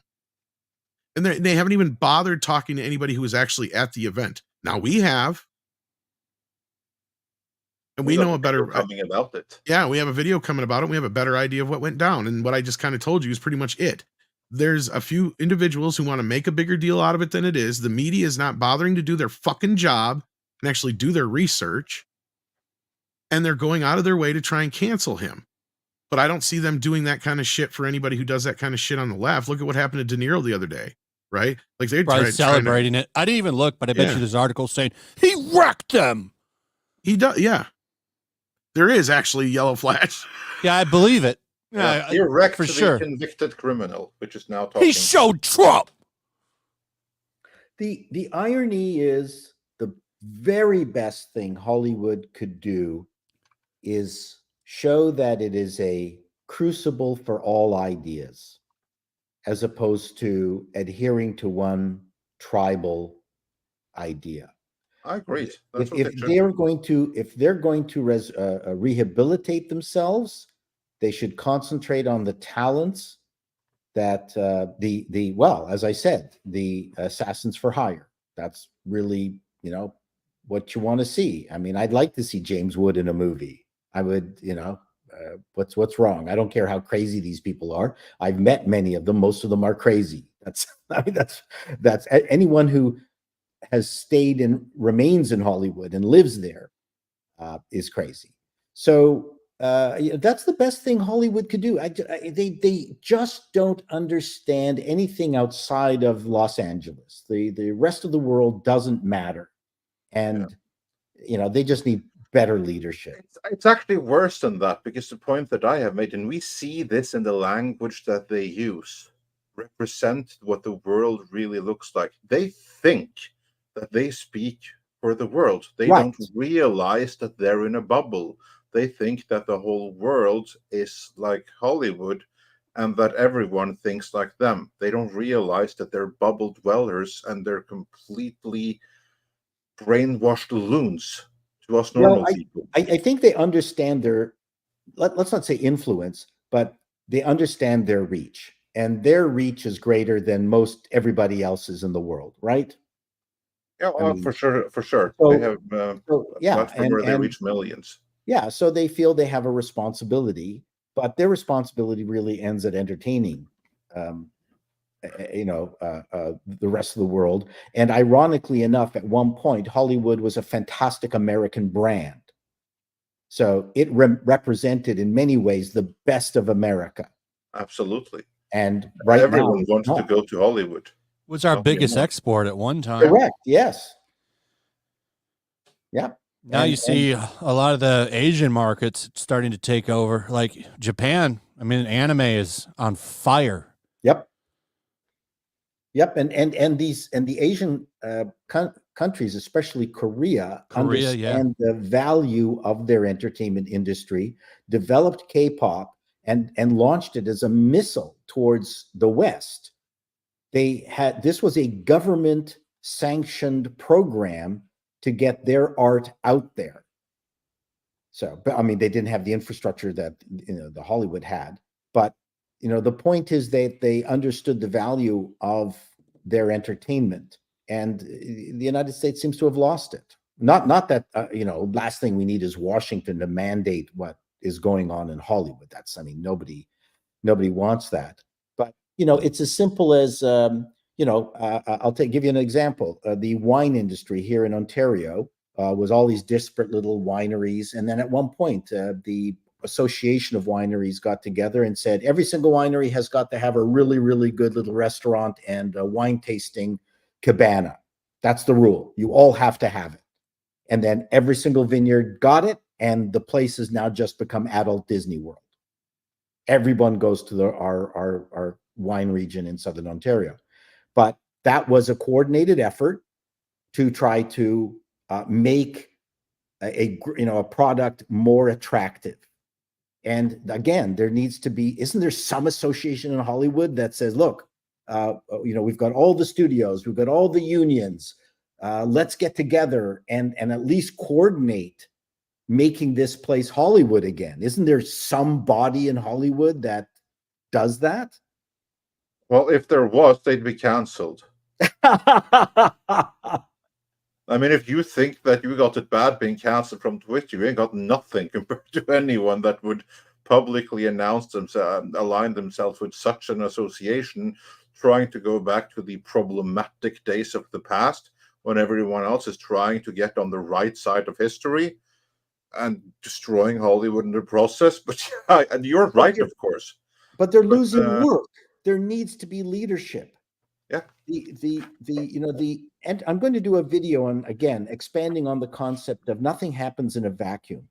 The comedy industry had so many different outlets for your comedy. Now it's like just a couple of things.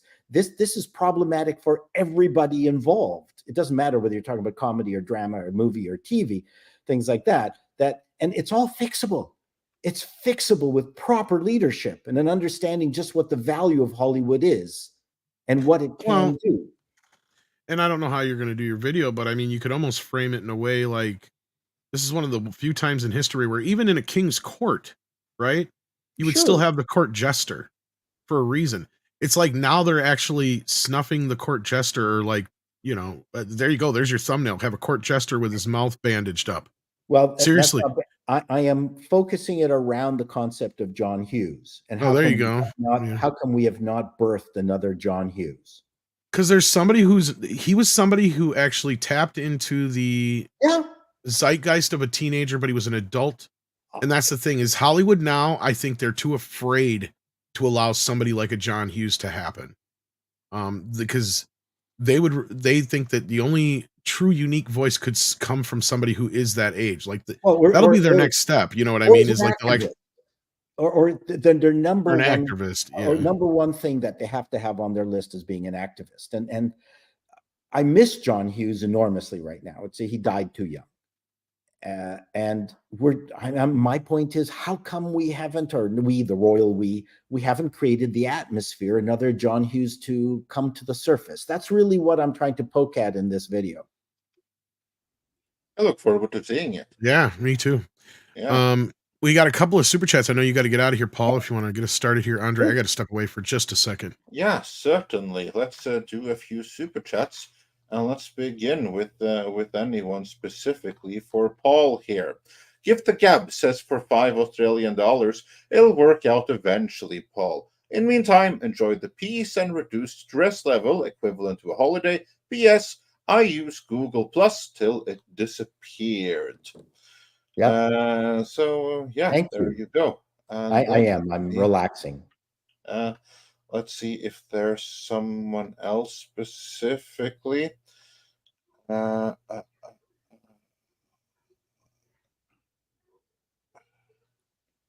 was one for Jonas. We'll send it to him. Better Biscuit 92 said for $5. Jonas, did you start Haiku yet? I'm seeing the movie tonight, Tuesday at the latest. Paul and Culture should watch the series as well. Good stuff. So there you have a recommendation, don't you? You know what doesn't look good? The trailer for Wolf with Brad Pitt and Clooney. It looks horrible. I haven't seen it yet. It's dumb. It looks really. Callum Lyle says for $5 Australian. Finally, Casino agrees with me. Women ruin everything. Well, let's not say everything, but yeah. Oh, Marksman of 117B says for $4.99. Paul, as a fellow mecha fan, I have to ask: have you seen the anime Armor Trooper Bottoms? Great classic that helped establish the genre from 1985 to 2012.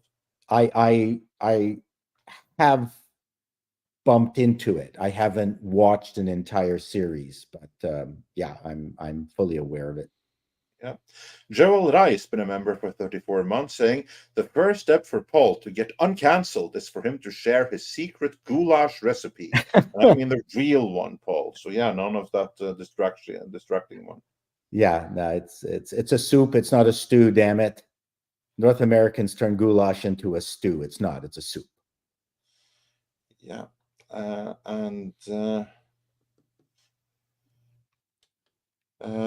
yeah, I think those are the ones that are specifically for you. So with that, I just want to say thank you for joining us today, and have a great weekend. And we will continue fighting the good fight while you enjoy your absence. I didn't expect to be. I didn't expect to be a news item, but here I am. Well, sometimes that happens, where that we are the news.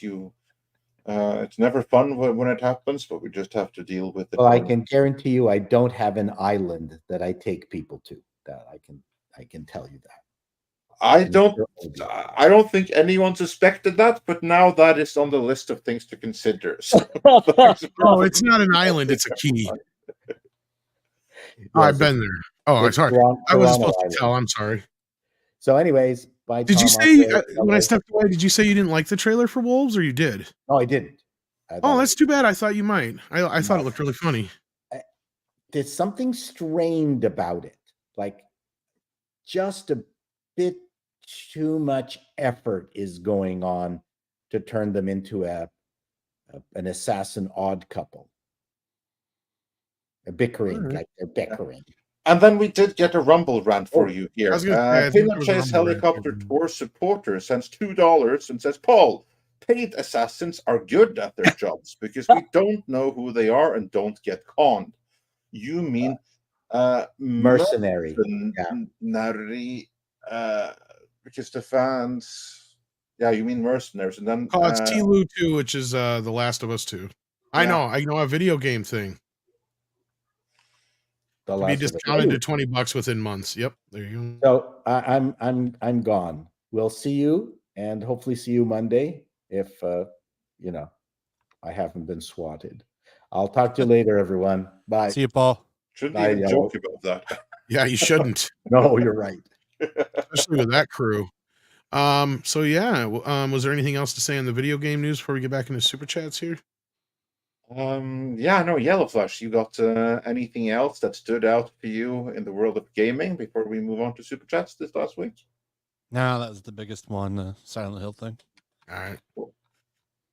With that, we got Matthias Fredriksson sending in 20 Swedish krona, saying, been warming up to Daisy Ridley. Girl had it rough. Well, I don't know how rough she really had it. What I find is funny is how she was griping about this not too long ago, and then now Disney slaps a big ass check down on her, in front of her, and she's like, "Oh, never mind. I loved it the whole time. It was great." Remember about a year ago, she was was bitching that she wasn't getting any roles because of Star Wars, even though she was working more than the average actress at that time. I know of a few thousand actresses that would kill to have her problems. No shit. That's what I'm getting at. Like, yeah, if she didn't think she had a career after Star Wars, I'm like, go look at Mark Hamill's career after Star Wars and then come back and talk to me. Lieber Wolf's been a member for a year. Thank you for that, Lieber Wolf. Dark King says, with 2 Australian, rename it to Star Wars, I would say more so. The Fleshlight, right? Instead of the Acolyte. Yeah. Then we got Embrace the Apocalypse, who sends in 14 South African Rand and says, STD ended yesterday. Andre, time for a postmortem. Yeah, I saw that. Yeah, maybe. I probably should. Went out with a whimper. Chaos Sonic 1 sends in 5 and says, there's a rumor that if it fails, then they will not continue the High Republic books, so it gives me a reason not to watch the Acolyte. Yeah, I think Jonas said that. Yeah. You still need reasons not to watch the Acolyte. You're fucking reasons. Got some things going on in your head or something. I don't know. How can you still think that this shit is going to be good at this point? I don't think he does. I don't understand it. And I would even suggest that the High Republic should be canceled just based on the pitiful book sales alone. Right. They don't even have them in Walmarts anymore. Like, they don't even bother. SFX F13 Sabertooth Raptor sends in 5 and says, happy birthday, Tom. Well, thank you, even though it's tomorrow. You did well with Norwegian Bat Tom. From a fan of OG TMNT to another, I like turtles. Well, me too. I like turtles. Turtle Power, have a great birthday. Well, thank you for that. We got Butter Biscuit, who says, oh, we got this one already. You read that one.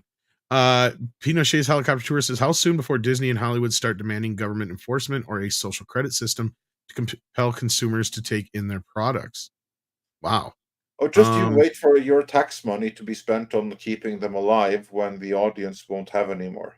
I mean, I know you're serious here, like, but I guess we'll have to wait and see how things go with the next election. It's hard to say all bets are off then. Fundo Shijin. I'm sure I'm still screwing that up. Over on the Rumble side says with a $5 super chat, happy birthday to Razorfist. Yes, it's his birthday today. The Rageaholic, I didn't realize he and Tom shared the same birthday. Well, we don't. He actually has his birthday today and mine's tomorrow. So, but yeah, thank you for that. And happy birthday to him today. Doll Life Dan says with $5, it's no surprise that the people that have baselessly called me a Yahtzee for the past several years are now calling for an end of Paul's ethnic group. Yeah, right? No shit. Yeah, that's the other thing too, that's the spiciest part about it for me, that, you know, and I forgot to tell him, you know, how he gets out of this mess, right? He just has to declare he's going to be trans from now on, and it'll clear everything up. Callum Lyle says with an Australian $5 says, finally, casinos agree with me. Women. Oh, you read this one too. Yeah. Mike and Aaron sends in $4.99 says, why do companies fight with the fans, customers when they can hurt corporations back by doing absolutely nothing? That will always be a lost battle. Yeah, I don't know, Mike. And I think the answer lies somewhere in the Black Rocks and all that kind of business, because otherwise at this point, this is the first time. This is like, I don't ever remember this happening in history. Well, it has never happened. You generally don't have businesses overtly attacking their customers and potential customers. Yeah. So this is something comparatively new. Like, there's no historic precedence for this. No. But again, that's what happens when the people who are running the businesses, or certainly the individual projects to be promoted, are true believers in the cult. And they genuinely see their customer base as evil people that must be destroyed and so love.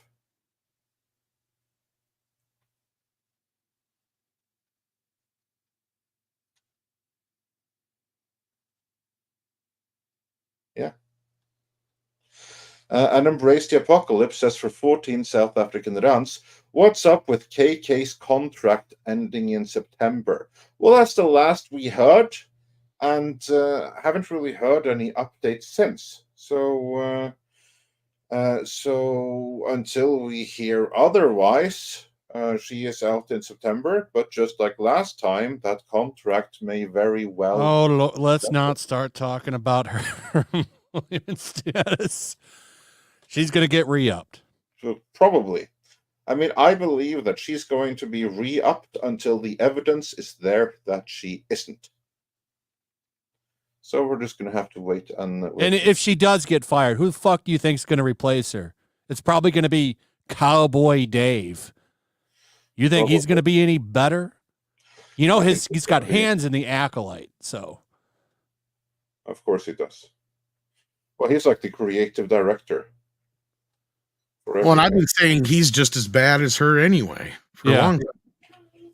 Absolutely. Maybe not.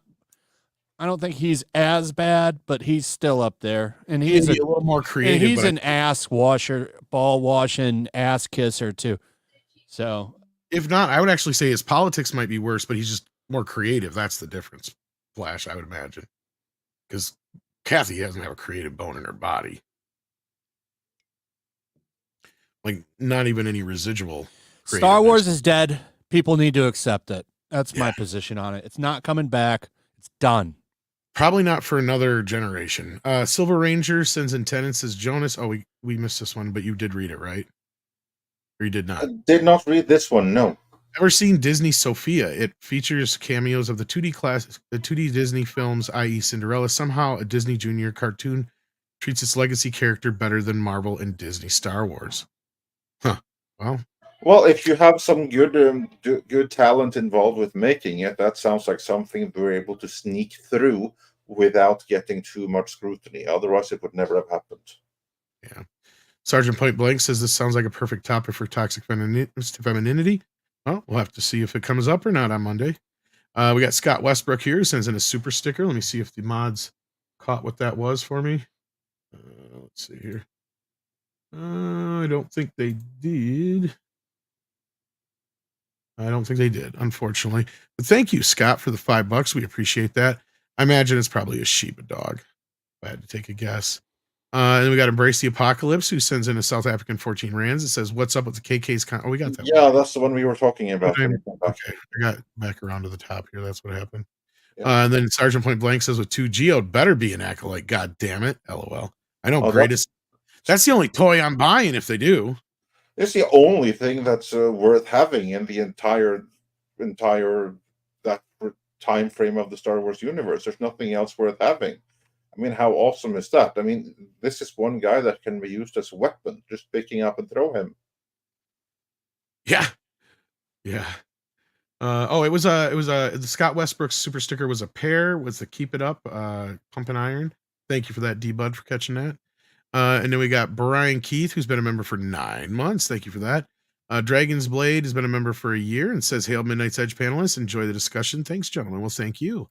We got Brian Keith, who says, with $10, anyone remember the interview that Raven had on Oprah? And Oprah looked like she was losing her shit. Yes. Something like, "I'm not an African American. I'm just an American." Yes, I remember that one. Yeah. And here she's basically saying, "I'm an actor. I'm just an actor. I can act," which is great.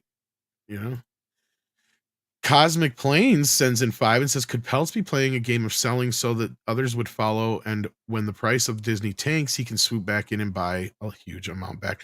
Now, Andre, you did kind of drop this speculation in your video yesterday. So real quick, I don't know if you're up to speed with this stuff, Flash, with the whole Peltz basically just backing out and selling all his shares back in April.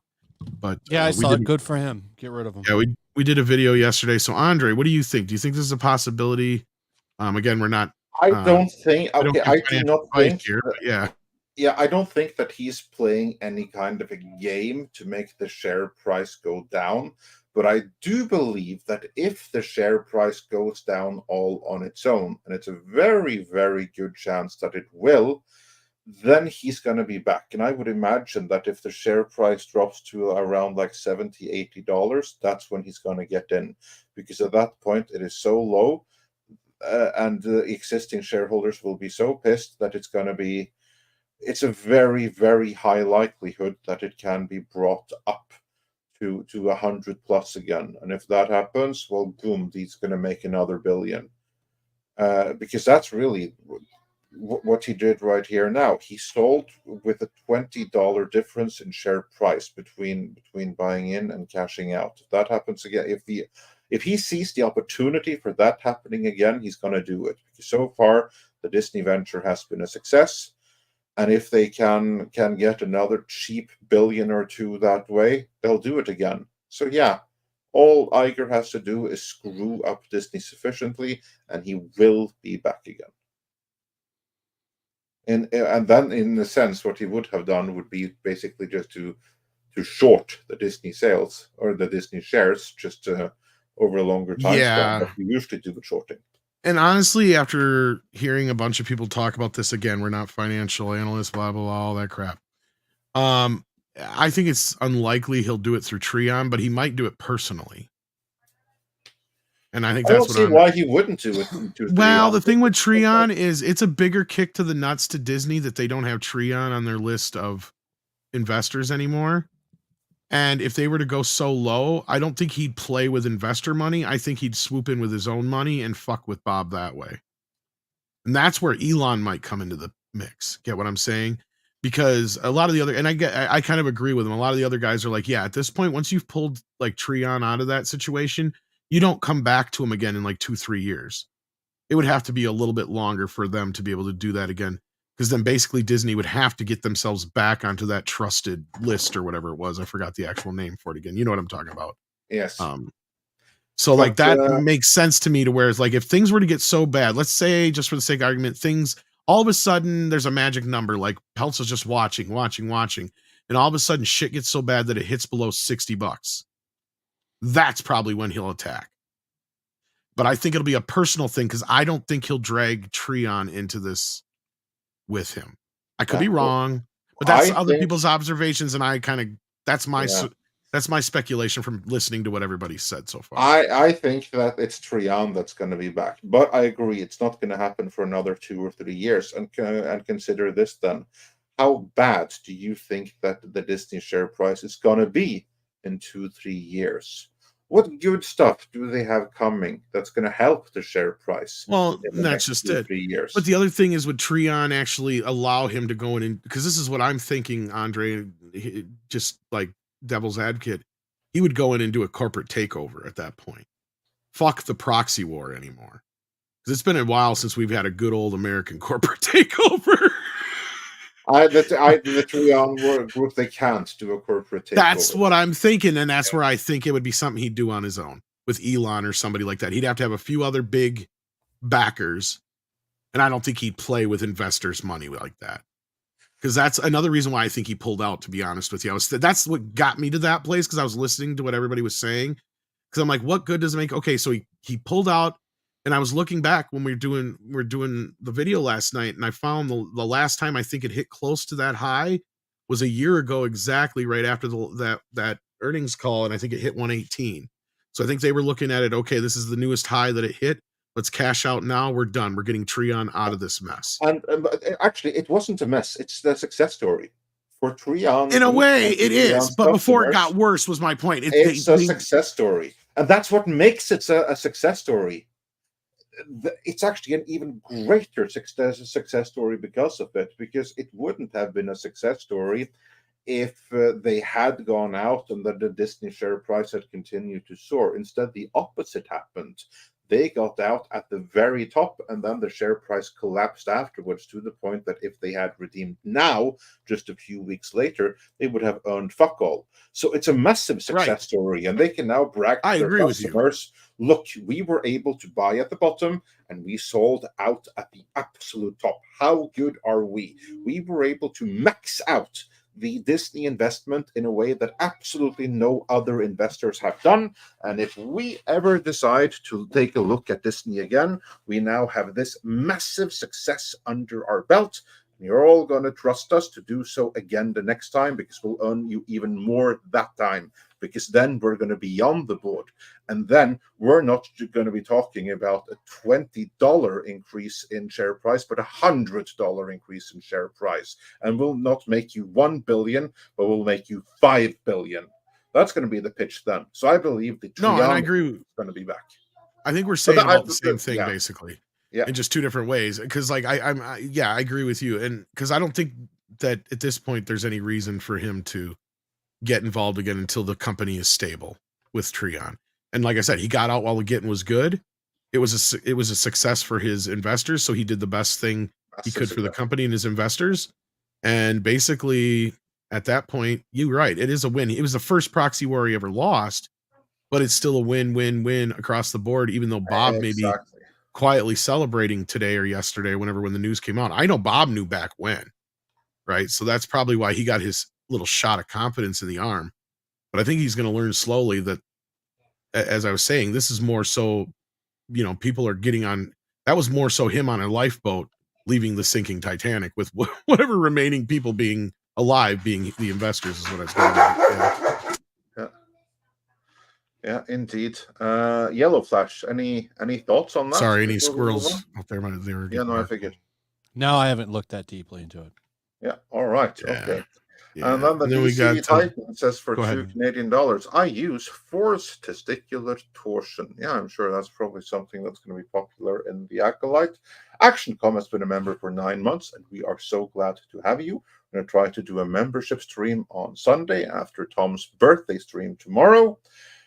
Chaos Sonic 1 says for $10, Gavin Newsom calling anime fans pedos, and the last time someone called anime fans that, they caught with real issues. Also with these threads, is it any wonder why beat by wokies? Yeah, so Gavin Newsom evidently had harsh words for anime fans, and he wasn't the only ones. And yeah, basically should be careful about casting stones, I think, is the main takeaway from that.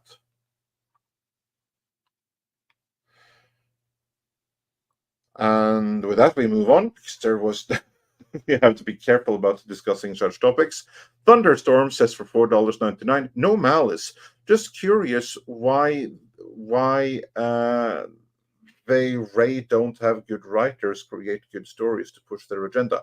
Oh, because they can't have good writers, because good writers aren't such propagandists.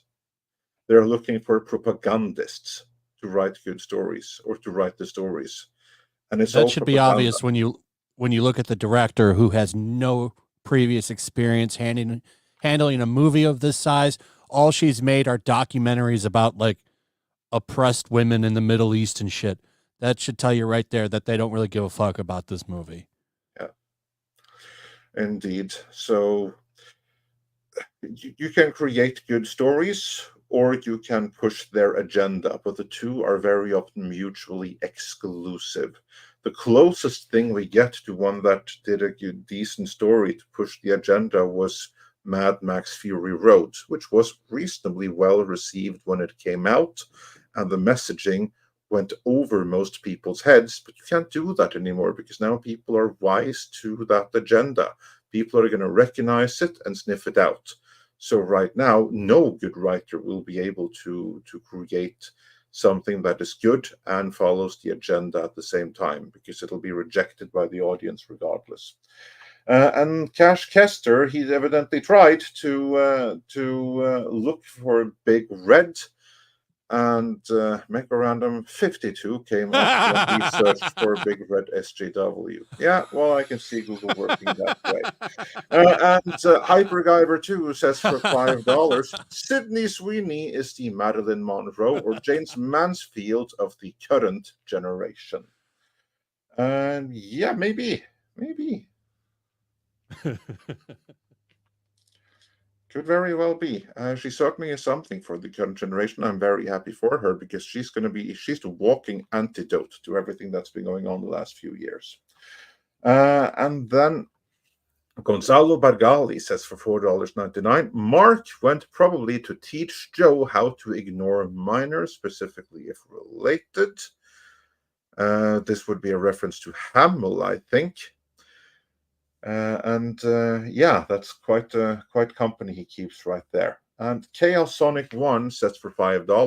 Sony also wants to make anime for general audiences, aka wokeify it.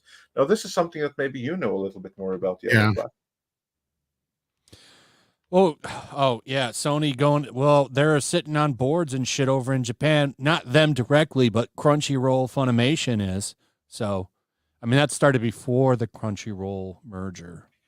So yeah, I mean, that's inevitable, to be honest. We're in a golden age. Enjoy it now. But as more money outside of Japan flows in, these snakes are gonna slither their way into everyone's ear. It's just a matter of time. And we'll go through this with anime like we are everything else. Maybe they can stop it. I don't know. We'll see. There's people trying to fight. Hopefully they do good over there. But it's going to be them that change it, not us.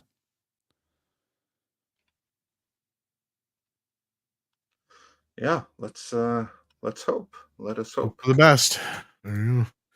Jesus Davila gifted a membership. Thank you for that, Jesus. And also, I saw your last minute super chat last night come in. Thank you for that. And Chris K has been a member for a year and says, "Hail to the panel. What wisdom have metal gods imparted on Andre this week?" Yes, what he's talking about is the metal talk that Andre likes to do around here. So do you have anything metal for us this week, Andre?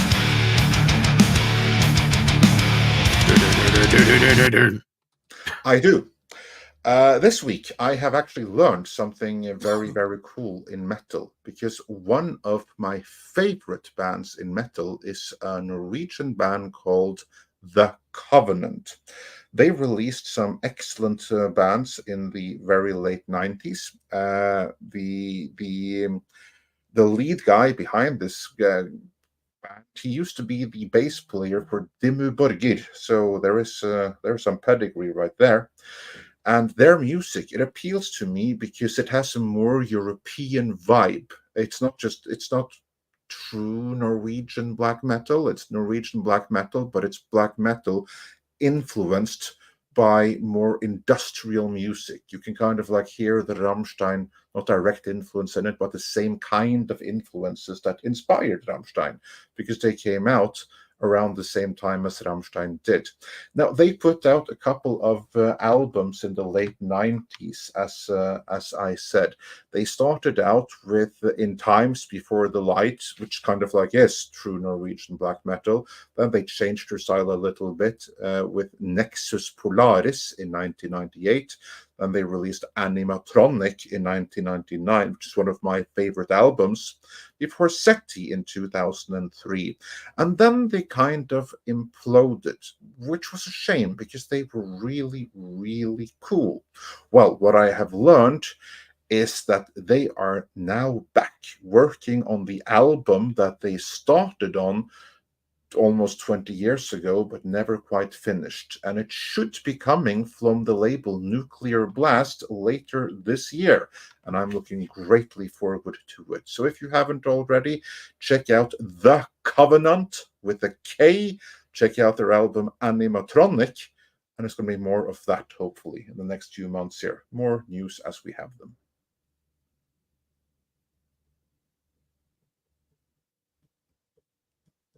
Oh, and the new album by Bertsum is not a return to the metal roots, but more dungeon core.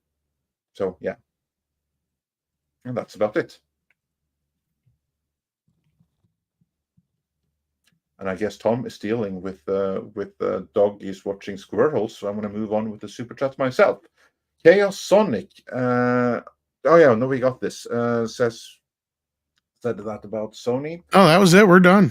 Yeah, that was okay. Perfect. We are done then. Well, Yellow Flash, thanks for joining us today. And so honored to have the leader of the bigots join the stream, which I just may have to make members only now. No, it'll be fine. Yeah. And also, of course, thanks to Hypnotic calls his fans the bigot army. Right, it's all tongue in cheek, man. Cool. And then, of course, also follow our good friend Cultured Casino. Go check out his most recent videos, check out his live streams and everything else, and join him in his quest for finding Bigfoot in Alaska. So he'll have great fun with that, of course. And check out Call Me Chato. And also feel free to retweet or send any additional messages to X requesting that he be brought back again, because while he technically may have been in violation of the rules, those rules are abused when he is the one that is punished and not the one coming after him. Also, check back tomorrow for birthday stream, exact time to be decided. And check back on Sunday for potential member stream to details to be confirmed. Yellow Flash, anything you want to plug on the way out? We'll tune in tomorrow for Flashcast. Yeah, excellent. 10:30 p.m. Eastern Standard Time. Tom? Yeah, if I had to guess on birthday stream time, probably sometime in the mid-afternoon after Salty Nerd, but quite a few hours before Flashcast. Oh, yeah. Make sure to send Tom super chats on Flashcast for his birthday. Well, we'll see if I show up for it. Maybe I won't. Depends on what we're talking about, if it's going to be a bunch of games or not. An anime. I don't know what the topics are tomorrow. Definitely, I'll probably be there. Unfortunately, Star Wars, but I'm sure Rhino will be happy. I have one goal for my birthday, and that is to get to Red Lobster, but it probably won't happen till Sunday. So, but with that, it is time for some koalas in the rain. Karaoke returns tonight at CC Karaoke as well. Koalas in the rain, koalas in the rain, no fucks given, koalas.